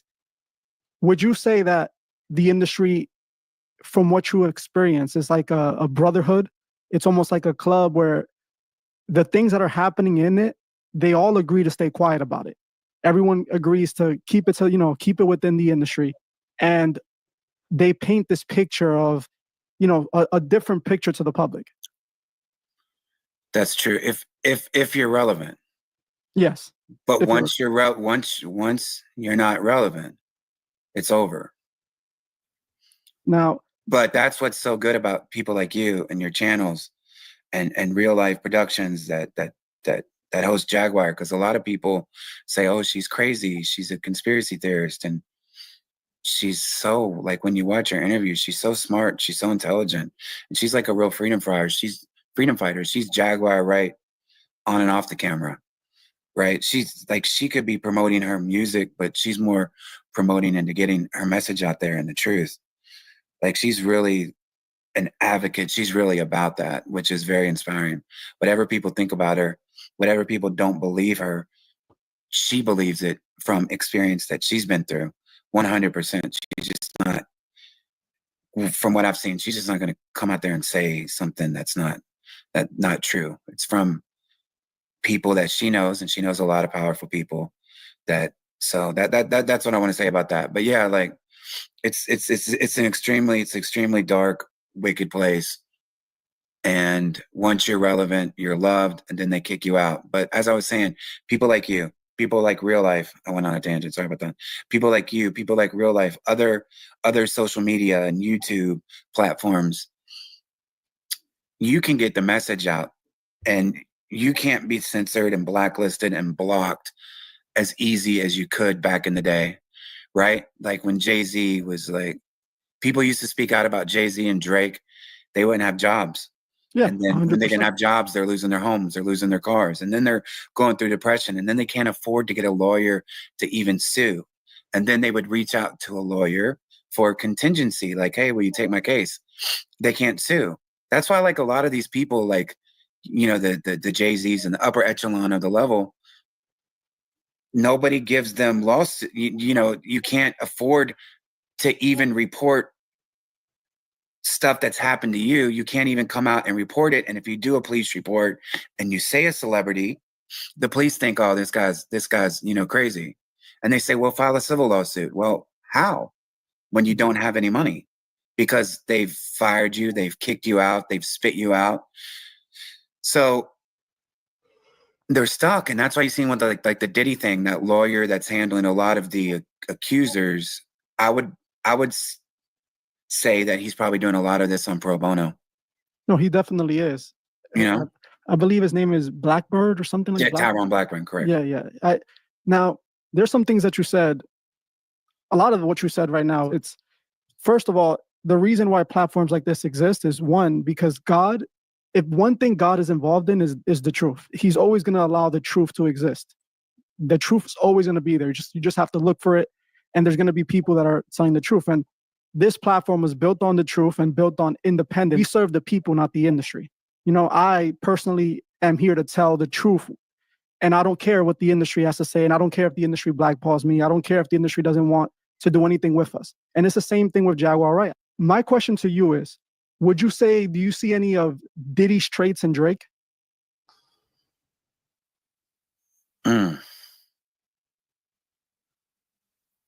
Yeah, 100%. Because I think that if we're just being objective, we look at Jay-Z and we see when his children were born, we saw a change in Jay-Z, right? Especially as far as his content. Like, he put out 444, and he seems like he's trying to be an activist socially, even though it's definitely benefiting him. But he's like changed his ways. Like, you're not seeing Jay-Z in parties on social media. You're not seeing Jay-Z like the Jay-Z that he once was. Diddy never changed. Having the children that he didn't change him. You know, he kept going. He kept having these parties. And the thing with Drake is, the very similarity I would say between him and Diddy that you're talking about is that very thing. Drake isn't, all his music that's came out is still the same, like, you know, party, fun vibes, you know, putting down women, degrading women, you know, glorifying. And, you know, there's something to be said about that. As I've told y'all, men that are down low are the only ones that sit up and bash and degrade women. Men that are actually attracted to women, they'll rap or sing about how beautiful they are, about their bodies, or even, you know, smashing them or whatever. But only men who secretly like the bussy constantly promote, write, sing, and rap music that degrades women and that glorifies the degradation of women, because deep down inside they don't like women. Like, they don't. I just seen the comments. Andrew said, yeah, all with the devil. Absolutely. And he said, so many people look up to these stars, but they don't understand that's making them false gods. Well, I mean, the fact that they're labeled as stars, number one, is, you know, they shouldn't be, because a star is actually an angelic being.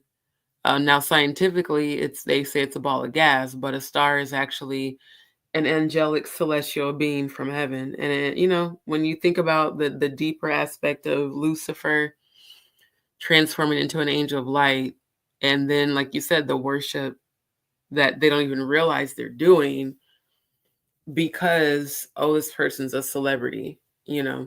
And even the celebrities that I follow or that inspire me, I don't think any human being is infallible. I think, you know, we all have our light and dark.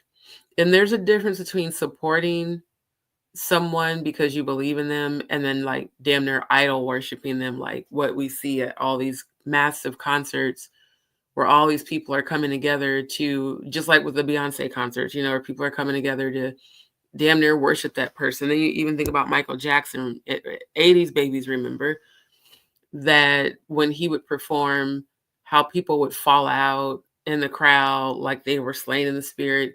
People would go crazy. People would cry. They would become fanatical. It's because the energy that is working through that person that's reaching them through that frequency of music. And idol worship is absolutely not something that the Most High is in agreement with. In fact, like I said, when I went to heaven, they said the only sin is human beings choosing to worship other gods and or put those gods before the Most High. And then, essentially choosing to follow after those low vibrational entities and spirits and energies. Absolutely, Andrew. He said one of the hardest things I had to do after I got out of the hospital was seeing how much I had hurt my family, had to try to forgive myself. Forgive yourself right now. Forgive yourself right now. And just remember that no matter what you go through, no matter what you have done or whatever, whether it was hurting yourself or attempting to hurt yourself, if that happened, God knew your pain and God knew why you were in that state of pain. So, just work on forgiving yourself. That's the biggest part of healing. Sex, drugs, the good life, the good times, like that's what his music is about. And you still see him out and partying and whatnot, right? You're not seeing Jay-Z do that, right? He's not glamorizing anything like he used to. So if I were to say anything about Jay-Z positive, that would be it. It does seem like his life has changed since his daughters were born, right? At least his public persona. At least his public persona, right? But Drake, I would say, is a lot like Diddy in that way. He's a partier, and he seems to like that kind of lifestyle. The fact that you mentioned Jay-Z, I want to actually ask you a question about Jay-Z. Mm-hmm. You said in that interview with Jaguar Wright and Real Life Productions, you stated that you were actually the one responsible for spreading the rumor that Jay-Z and Rihanna had hooked up. Now, my question to you is, do you believe that at all?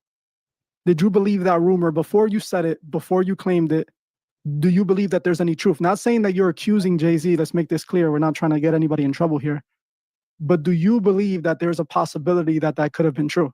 And the reason why I'll say this to you before you answer, Jay-Z signed Rihanna at 3:00 in the morning when she was 16 years old. I believe it was in a hotel room, but it could have been in the office, in the record label office. She was also discovered in a hotel room. That's what it was. She was discovered when she was a teenager in a hotel room. I forgot the producer's name, but he was vacationing in Barbados, right? And he discovered Rihanna in a hotel room, had her audition, her and 2 other girls in a hotel room. Now, to me, with my investigation and my, the way I look at things, a 16-year-old girl in a country like Barbados with people with money like this usually go over there to have fun. You know what I'm saying? Mm-hmm. So without, saying anything that would get you in trouble, can you explain why you made that, that PR move and said that Drake and Rihanna had, not Drake, Jay-Z and Rihanna had something going on? And then can you tell me if you believe any of that could be a possibility? So as far as the rumor, I came out and said that I started the rumor a long time ago because I was told that I would be rewarded significantly. Okay. For coming out and saying that I started the rumor, and it stuck. I was to be the one that was to fall on the sword, so to speak. Okay. And it's like, for the very reasons that I told you why I couldn't really, do anything. I had to make compromises like that all the time because my life depended on it. My bills depended on it. My food, my drink, my loved ones depended on it. That's my career. It's my job. Like, that's all I've ever done. What am I supposed to do? Right. So when I come out there and I would like openly admit it, like I started the rumor, there was reasons, for me saying that. Right. But at the same time, when we put out the rumor, it wasn't just me that put it out. There was other people involved that came up with the idea of putting that out. When I was first introduced to the Rihanna project from a producer, the first thing he said to me was, she looks like Beyonce. And she did. She was 16 at the time, and she looked very much like she was trying to look like Beyonce. So that was very strange, right? And then I started hearing her music and loving it and promoting it. Then the Becoming Beyonce book comes out in 2015. And it talks about me being the person who put out the rumor, and went viral back then in 2015. I went on Inside Edition. I apologize for putting out the rumor. It was the rumor would not go away. Rihanna was romancing Jay-Z behind Beyonce's back. But now, at last, we can put that rumor to rest. Did Rihanna and Jay-Z have an affair? No, it was all a publicity stunt. Jonathan Hay is a music industry publicist, says he made up the whole affair to get attention for Rihanna's first single back in 2005.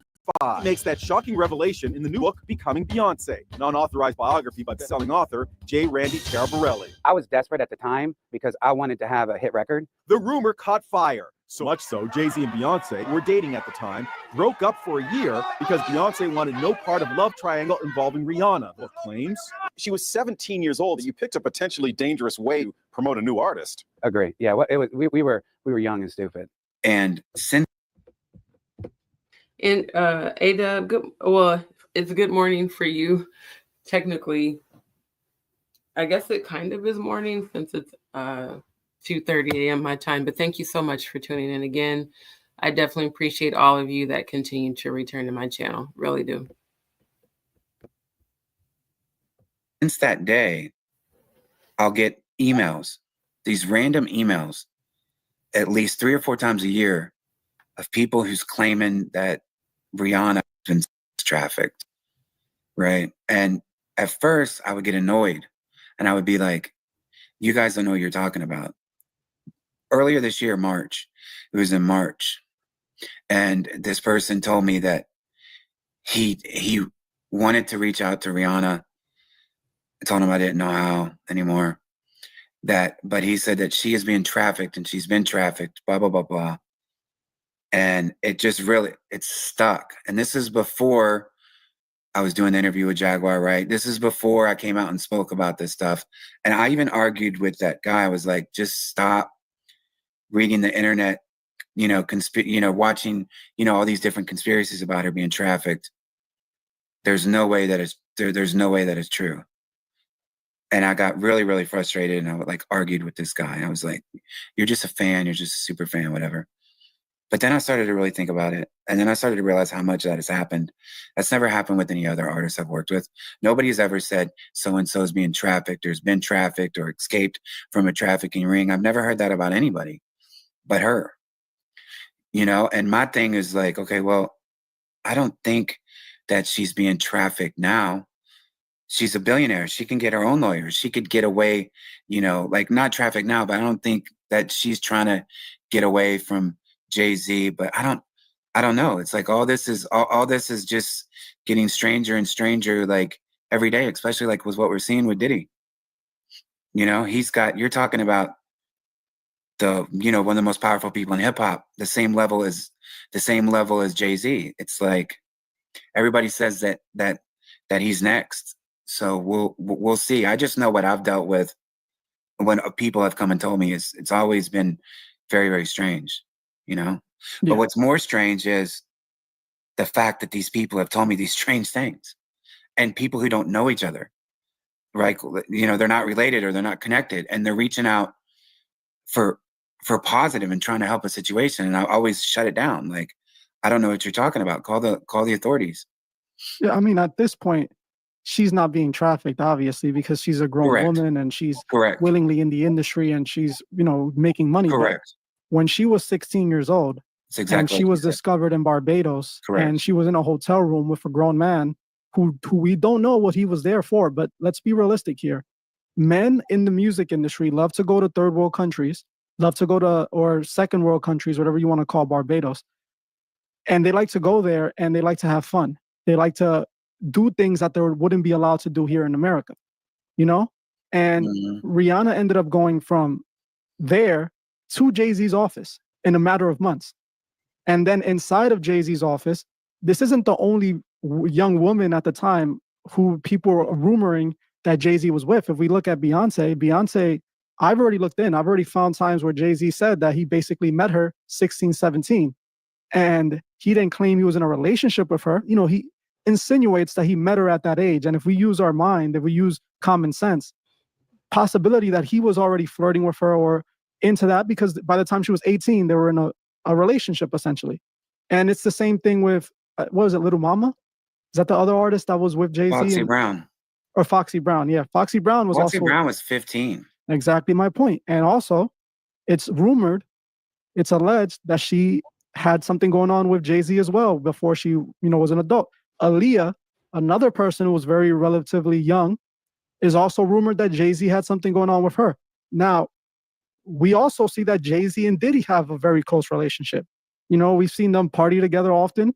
And let's be honest here, those parties are the pre-party for the freak-off party. Those parties that we see where all the celebrities, those are the parties that end up as the freak-off parties. It might not be documented here because, you know, that's too much money to lose. This is my theory. I don't think that we're going to see a lot of people go down with P. Diddy, specifically not someone like Jay-Z, because he still has a lot of use for the people in the industry. He still has a lot of use for those up top. But it looks like they have a very similar pattern of behavior. Now, you didn't answer the question. You don't have to if you don't want to. At any moment, did you personally feel that they could have had something going on? Jay-Z and Rihanna? Definitely. You can say okay, allegedly, definitely.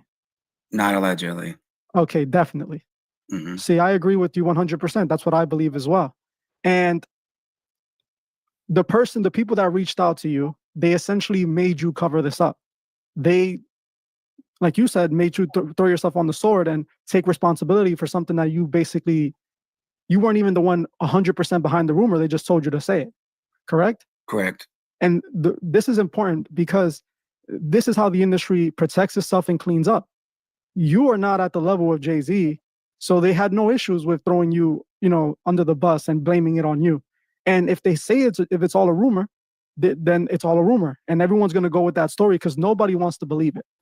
Nobody wants to believe that their idols are evil or their idols are doing anything wrong. So they're already coping. Has anybody ever thought about this? Or is it just my overthinking Scorpio brain?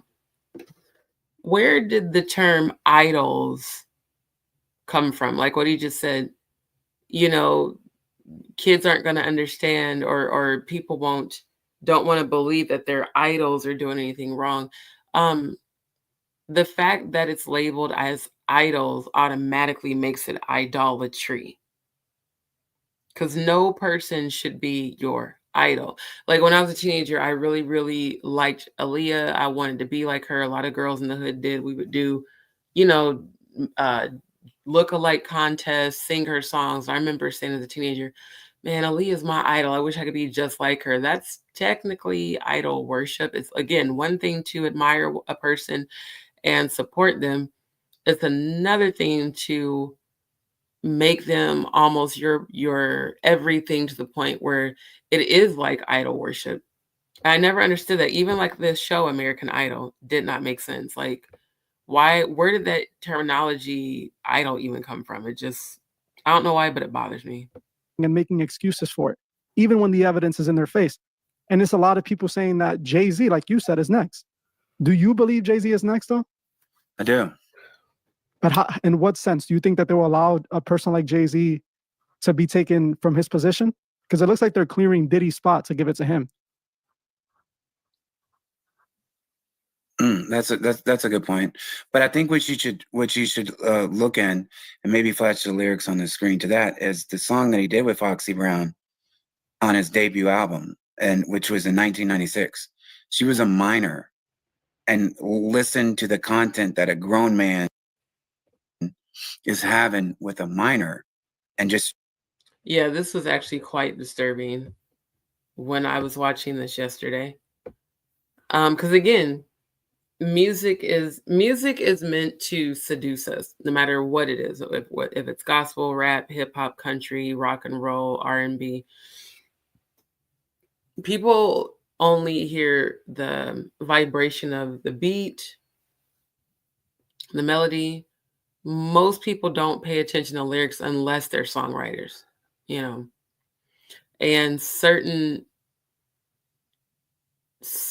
types of music, whether it's a bass line, a drum, that music is intentionally created to put you in alignment with a certain frequency while you listen to it. So you have to think about, because I believe Jaguar Wright said that Foxy Brown was 14 when she first started working with Jay-Z. And then you got this Ain't No Nigga, you know, soundtrack here. And why is a minor rapping about her pussy? I mean, it just don't make sense. I get Badgett's 5 Carats and all that from Doche. From H, I'm ringing bells. So who to play? I still keep you in the illest gator. So I wonder if from H is from hell. I don't know why, but it just feel like it might be. So yeah, this Jay-Z and Foxy Brown collab. I mean, and then also remember in Jaguar saying that she was 13 when she first entered the music industry. It's like, and even like Escape, Candy's group, they became popular as they were teenagers. SWV, 702, you know, all these groups and these young women became popular and famous when they were minors and teenagers. That's not a coincidence whatsoever. And Aaliyah too, especially Aaliyah. Read the lyrics. It's Ain't No Player is the clean version. And the explicit version is Ain't No N-word. And this is an adult doing a song with a minor. I think she's 14, 15, 16 at the oldest. With that kind of lyrical content is absolutely crazy. You know, it's like, who would ever, you know, usually when there's kids around, you know, like as we're grown men, we're going to quit talking like that, right? Of course. But the fact that he released his album that's still on his debut album with her as a teenager is crazy. Yeah, and his relationship with R. Kelly. His relationship with R. Kelly and his relationship with Harvey Weinstein, who he was signed to, and his relationship with Diddy, which goes back to 1996. Even Nas. And you can say Nas was just dissing Jay-Z, but Nas specifically stated that Jay-Z and R. Kelly were doing the same thing with the same girls that were at the studio together. You know, and that's a strong accusation, but let's be honest, it's like what they're saying now about Drake. Oh, Drake's into the minors. If you have been following Drake loves to rap about hooking up with 18, 19, as young as he can. That's what he legally states. But if you're aiming for an 18-year-old at 36, you're not gonna. And that says everything. That says everything. Because again, at 36, what do you have in common with an 18-year-old besides sex? And even then, you don't really have anything in common with them because they're still technically in their teenage years. So it's more of a grooming, manipulation type scenario. Because I don't know too many 36-year-old, especially 36-year-old heterosexual men that seek out girls fresh out of high school unless they've got some pedophile energy about them. Compromise at a 17-year-old, a 16-year-old, it wouldn't matter. It's the same thing. What's the difference between a 16 and an 18-year-old besides the fact that they're legal? But they're both still teenagers and they're both still extremely young and undeveloped, mentally at least. Right. You know? And that's why it's like, what type of conversation could you even have that they could relate to? Andrew says, someone I used to date years ago used to say, the biggest truths are said in a joke. Then I learned that was true because after she left me, everything she used to say was as a joke, was really the truth. Oh yeah, there's definitely truth in jokes. Just like when you've got hating ass friends or frenemies that always say slick shit about you and then trying to say, oh, I was just playing. No, you was just being serious and trying to cover it up with a joke or a laugh or a smile. He said, so taught me people say things for a reason. Basically, people telling themselves. Exactly. And Drake most definitely told on himself, especially with that Triple X Succession video and the lyrics. It's the arrogance and the ego and honestly the sheer stupidity. And would you say that there's another P. Diddy in the industry or more P. Diddy's in the industry from your time at the industry? P Diddy he's a one-on-one. Like the fact that we call him P. Diddy and, you know, Puff Daddy and Puffy and Sean Combs and all the different variations. He's a one-on-one with like his like level of freak offs. And his was like, he did it for so long because he's doing it out in the open. You know, he's got a 40-foot bed in his backyard and people are, you know, jumping on it. And he's having these freak off parties with like a lot of people involved. And then they got bigger and bigger. Like they found, you know, thousands of bottles of like lubricant, literally. Baby oil. Yeah. So like, I think he was just all out in the open. Like, you know, I can do whatever I want. I think the other people that are doing it are much more careful, much more calculated, and are much more wicked. So they're in there. That's exactly my question. My question is there more people that you believe that are still behaving like Diddy? Yeah. But understand this. The industry is definitely a cult in a sense where there's a power structure. There's an organization that rules over the industry. There's a method of operation because most people think that the artists are doing what the artists are doing. And it's never really the artists. The artists are doing what the record labels allow them to do. That's literally the best way to put it. And when I'm not saying that situations don't happen outside of that, but the record labels knew about Diddy's behavior. The record labels knew about Drake's, you know, so-called behavior. They all know what these people are into, and they're okay with this. This is not their fight. Their fight is with that information. Oh, well, not only are they okay with it, they come in agreement with it and also teach, you know, essentially, they come in agreement with it, they teach it indirectly, then they cover for it because they're all a part of it. Coming out. They're there to make sure that it doesn't come out. Right. You know? Right. So it's a protective layer to keep the industry appearing as this wonderful, lavish place where they need more people to sign up for. They need more people to populate it. So they don't want to scare anybody off, you know? Mm-hmm. But would you say that, did you attend any parties or anything while you were in the industry? I attended parties, but I've never been to a Diddy's party, but I've definitely been to like social gatherings for sure. Because let's be honest, it's one big party. That's what it is, you know? Yeah. And when people say party, it's not like so like a label person I worked with, it's like, yo, you're going to come over and we're going to party. That doesn't mean like we're going to have a celebration and a bunch of noise and people dancing. That just means, are you going to come by? Are we going to do drugs? Like partying doesn't require, when people say party in the music industry, it's usually a party between 4, 5, 6 people. That's what is classified as party. Like, yo, you know, we're going to party tonight. Where's the party at? It's not usually like this. You understand what I'm saying? Like the way Diddy would do. That's what made Diddy was so crazy, because he would like really have like all these, he was really partying doing all this stuff. And they would say for days, right? So at the other higher levels that I've been in, partying meant a few people over drinking and probably going to be some drug use. And it would probably get some more extreme from there, right? You know. Correct. At any moment, did you see do you know what the Freemasons are? Yes. Would you say that there's Freemasons involved in the music industry? Yes. Okay. See, that right there should prove to many people alone that you're being 100% honest, because most people in the industry aren't going to say that.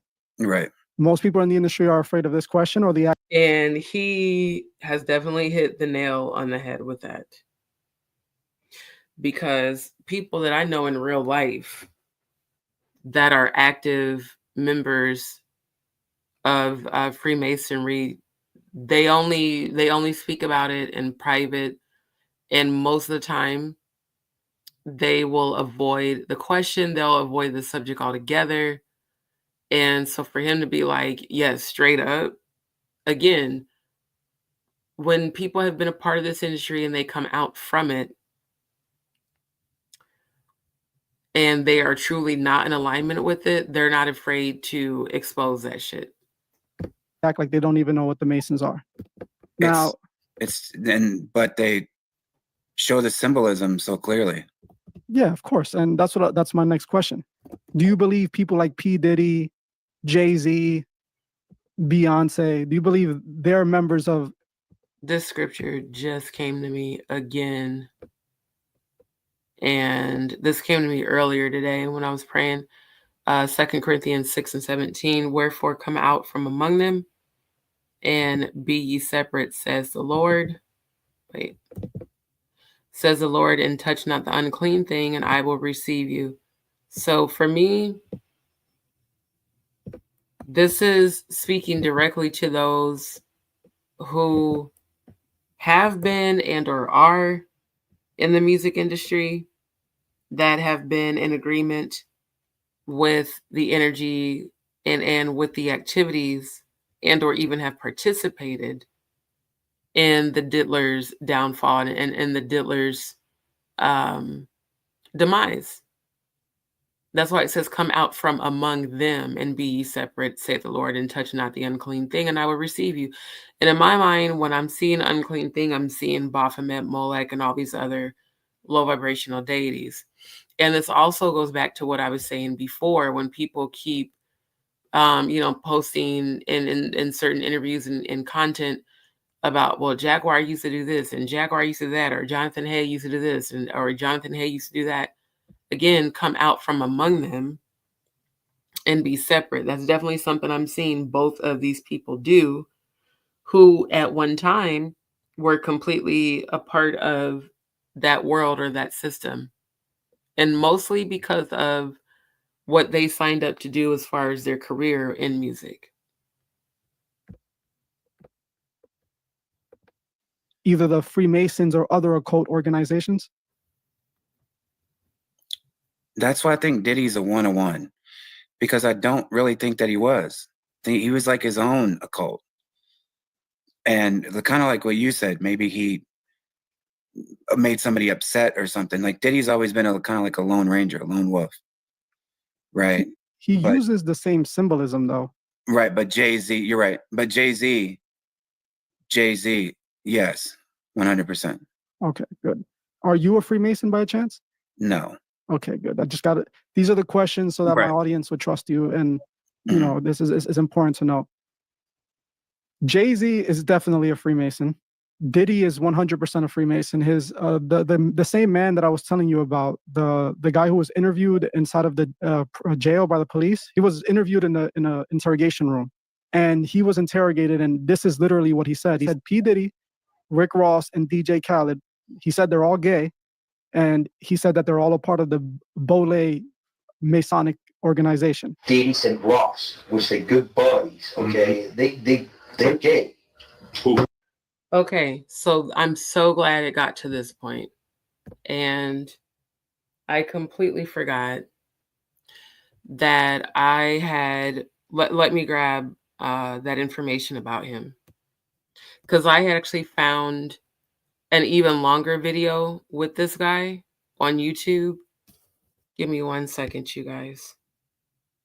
Because it wasn't even just that, it was... Hold on, I'm actually looking in my email. Because it was labeled as Diddy's sex slave. Hold on real quick.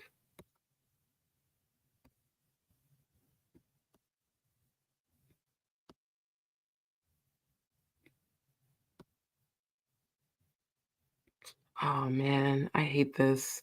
There it is. The Boule. So hold on, I'm gonna pull this up real quick. So this is what we briefly touched on at the end of the live last night.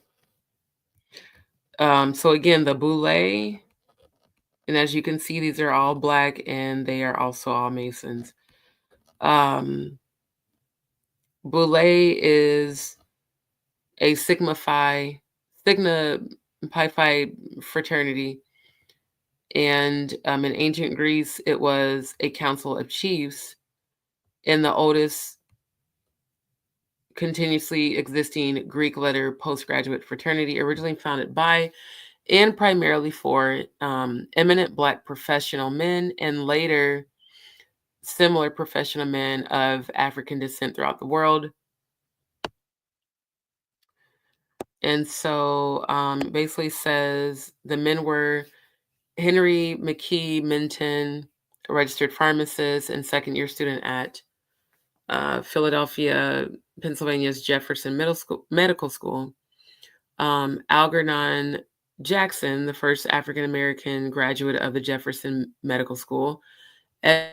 Edwin Clarence Joseph Turnpin, Howard MD, who in 1869 was one of the first 2 Black graduates of the Howard Medical School.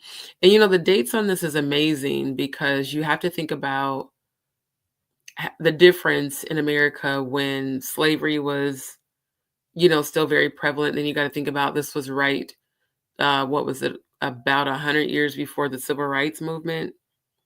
And why have we never heard about the Boule in school? Think about that.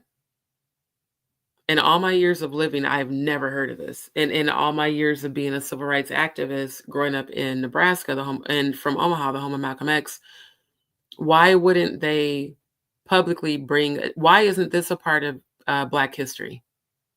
These are all Black men. I mean, look at all these people.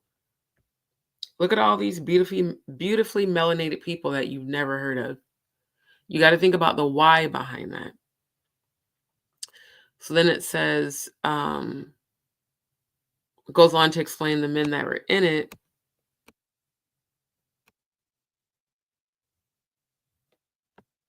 And it says from an initial membership of 6 founders located in Philadelphia, it's grown to presently include over 5,000 active members who were affiliated with 139 member Boules, which are chapters located throughout the United States and in the Bahamas and the UK. And just so y'all know, chapters are something that definitely stems from Freemasonry for both the male Masons and their wives, the Eastern Stars. They all have chapters and sectors that they rule over and manage. So it says throughout its existence, its membership has included some of the most distinguished men in the world. They have included such scholars and academic, cultural, and civil rights leaders as W.E.B. Du Bois, Carter G. Woodson, or Dubois, however you want to enunciate that, founder of the Association for the Study of African American Life and History, Charles R. Drew, physician who developed blood plasma, James Weldon Johnson, author of Lift Every Voice and Sing, the Black National Anthem, L. Douglas Wilder, the first elected Black governor of a U.S. state, Virginia, and Martin Luther King Jr., founder of the Southern Christian Leadership Conference and one of the most important 20th century civil rights leaders. And again, why has this not even been included as part of Martin Luther King's history, legacy, and civil rights movement? One has to ask themselves. These quote unquote secret societies are secret for a reason because of who they truly are behind closed doors, which every last one of these men, I guarantee you, are Masons. I know for a fact that Martin Luther King was. So it's like, why have we never heard of this? And then it goes on to, tell more about the members and just how it transitioned. And the people, and the funny thing about Charles Drew, like I said, I'm from Omaha, Nebraska, which is the home of Malcolm X. In the hood on the north side, not too far from Malcolm X's old home and that part of town that's dedicated to him, there's a nonprofit organization that gives free healthcare specifically to people of color, as they say. And the Charles Drew Company definitely assist Black people on that side of town that need assistance in medical care. In fact, there's a Charles Drew Medical Center because my mom even went there. You know, she's diabetic and on disability. So it's like, if there was nothing wrong with them being Masons, why has this never been made mainstream media? Why hasn't this been taught? I mean, look at all these Black people. Why has this never been taught in school? Why has this never been taught as part of the civil rights movement? Hold on, let me get that back over there. Both Eddie and Ross and Khaled, they're all gay. Okay? DJ Khaled, Rick Ross, and P. Diddy? Yeah. They all gay? Yeah. Gotcha. I know you may or may not. I know you're gonna believe me. You have what's called the Illuminati. How do I know this? Yeah, that's what I want to know. How do you know this? You know Sean Combs? Puff Daddy? Yeah. P. Diddy, whatever you call himself Yeah. these days. Yeah, go ahead. Yeah, he's part of what's called the Boule. The Boule is a branch of the Illuminati. Okay. which is essentially it's a fraternity, a Black fraternity within Freemasonry. So this is pretty much out there. Now, were you ever asked at any moment to be brought into this type of lifestyle? Not directly, maybe indirectly, maybe invited to certain situations where you felt uncomfortable or you felt that things were off? Yeah, Can for you? sure. And I would say, with what I do know for a fact, not alleged, but DJ Khaled is bisexual. And Jay-Z has also participated in bisexual activities. Would you want to say allegedly for your safety? There's no, I would say allegedly, if it was allegedly. DJ Khaled, 100% has been involved in, he's bisexual. I did a show called One Shot, and he was in Miami, and he was open with the guy that he was with. He was gay, and I don't understand what happens there, where, because nobody said anything to me like, hey, make sure you don't, go out and say this on record. Make sure you don't say this, da-da-da-da-da. So it's weird that would still be hidden. That seems like that should be a fact, that DJ Khaled, at least in 2016, was definitely bisexual. Okay, and And Jay-Z is without question bisexual. okay. I agree with you. I know Jay-Z's mom is gay. Jay-Z's mother? Yeah, she's gay openly. Okay. I have nothing against any person's preference, but in the industry, they like to hide this, specifically in hip hop. They're trying to make this normal now. They're trying to push it on so it can be more accepted within the hip hop community. But the reason why they would want to keep this from the public is because they're pushing this gangster, tough guy, manly of all men persona.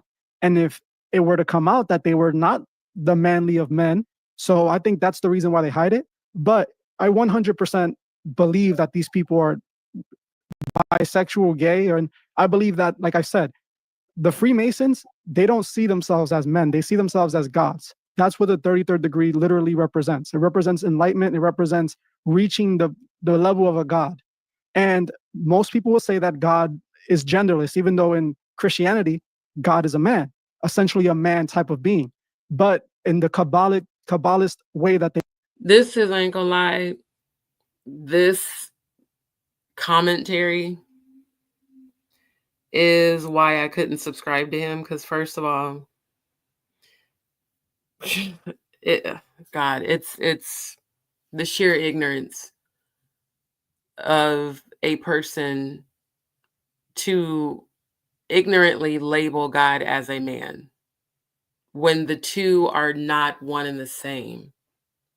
It also shows the lack of spiritual knowledge and even understanding, because in the Bible it says God is a spirit, but human beings that haven't been able to open their third eye and raise their consciousness don't understand that we as humans assign gender roles because of the limitations that we have set on our brain.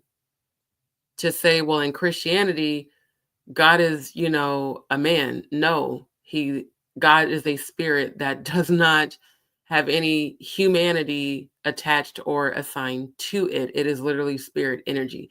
So God cannot be a man nor a woman, but humans have this way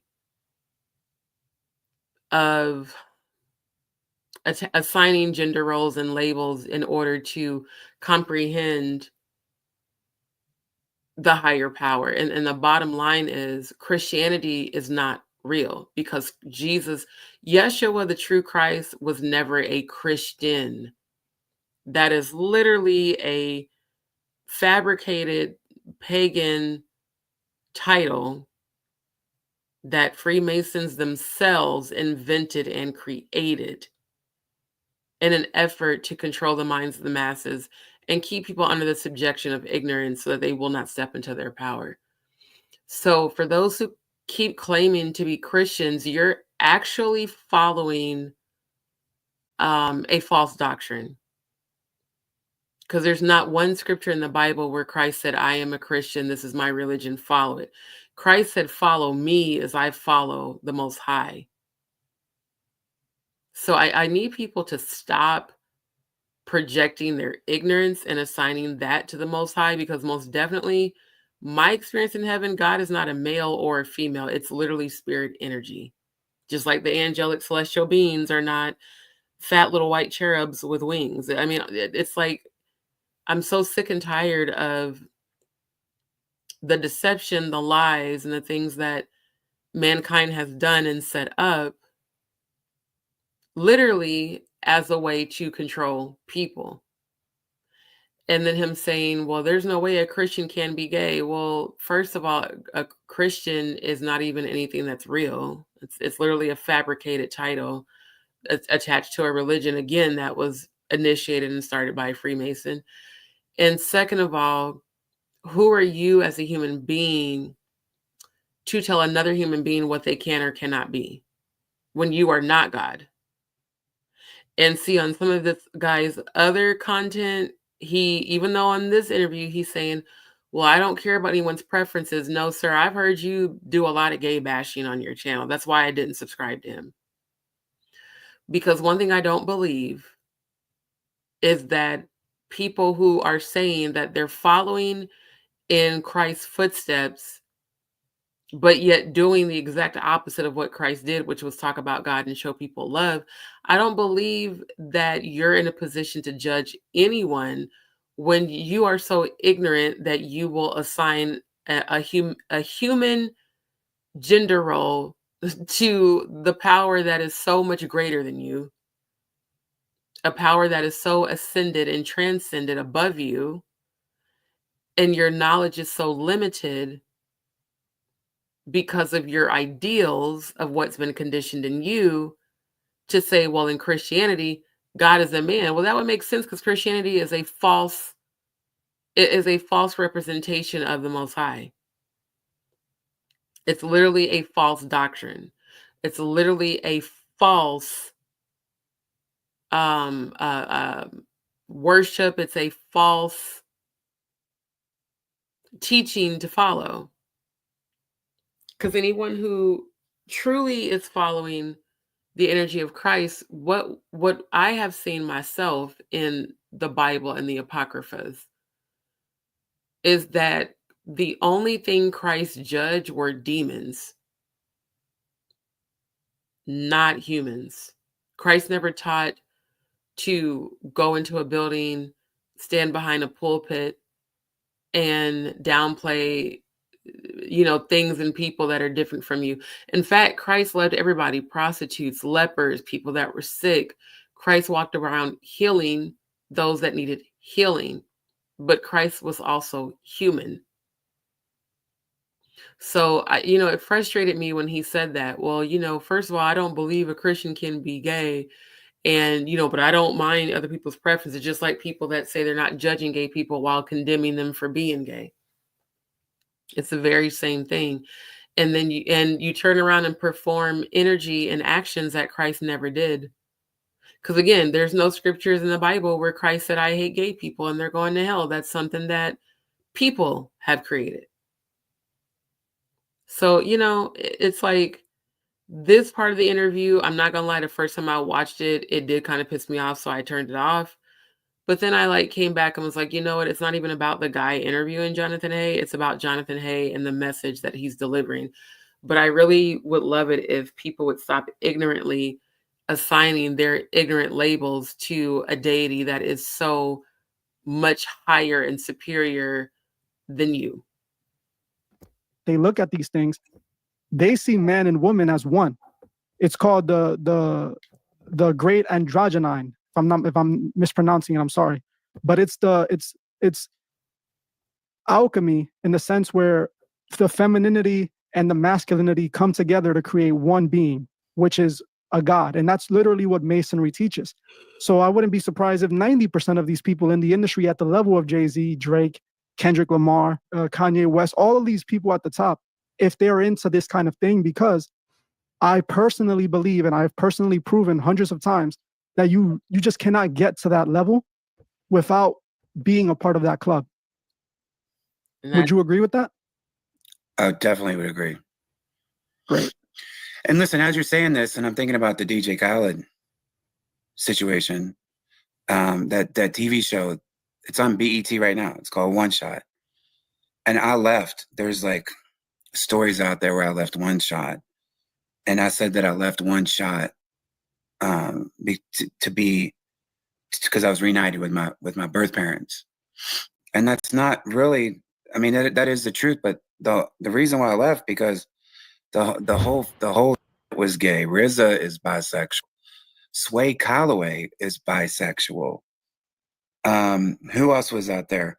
DJ Khaled was bisexual. It was like one big, gay party that was all like closeted and like weird. That's why I left, because for the exact same things that you said, like people have their own preferences. People have their own beliefs. I know a lot of people. So I know a lot of, gay Christians. And then I know a lot of people like the church that my family started that would be like, there's no way that you could be a gay Christian. There's no way that you could be gay and also be a Christian at the same time. And I've done projects that are, supportive of LGBT, but it was all out in the open.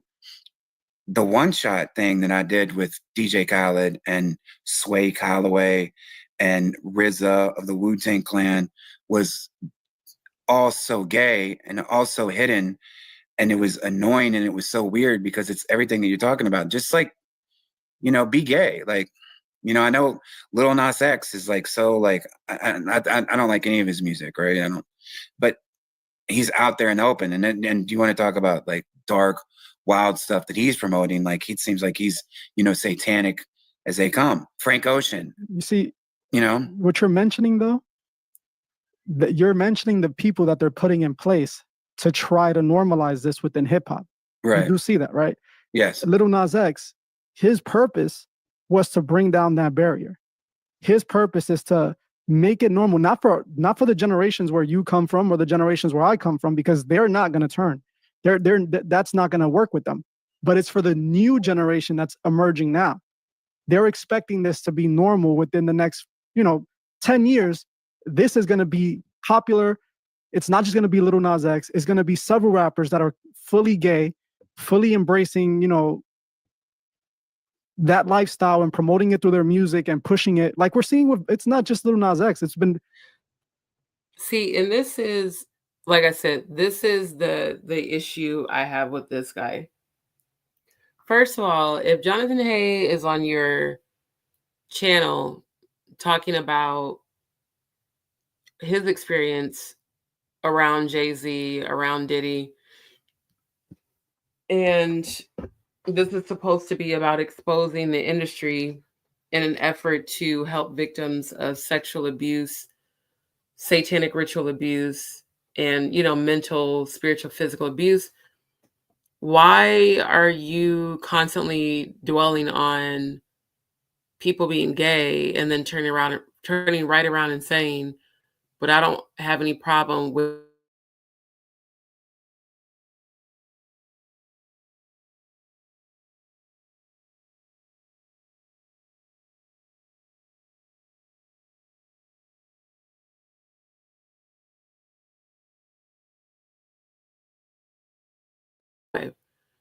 That when the Bible, the scripture, I think in Exodus, in Leviticus, it says, man shall not lie with man as he does with women. I showed y'all how lie with biblically translated to rape. So consensual sex between two consenting adults of the same sex when there is love involved is not the same as committing sodomy, which is rape. So I hate this whole Christianity diatribe about, oh, well, and they're trying to have agendas and make it normal. People are people. Love is love. You're attracted to who you're attracted to. Being attracted to children is a problem. And at the heart of it, that's really what all this is about. Whether it's Jonathan Hay, Jaguar Wright, whoever it is, if any sort of abuse in terms of sexuality, sexual abuse, if that is involved, that is for the purpose of appeasing low vibrational deities.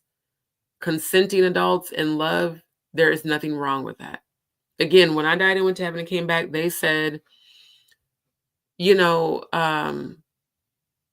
mankind created all these rules and laws for each other that have nothing to do with God. God's only concerned with what God you serve.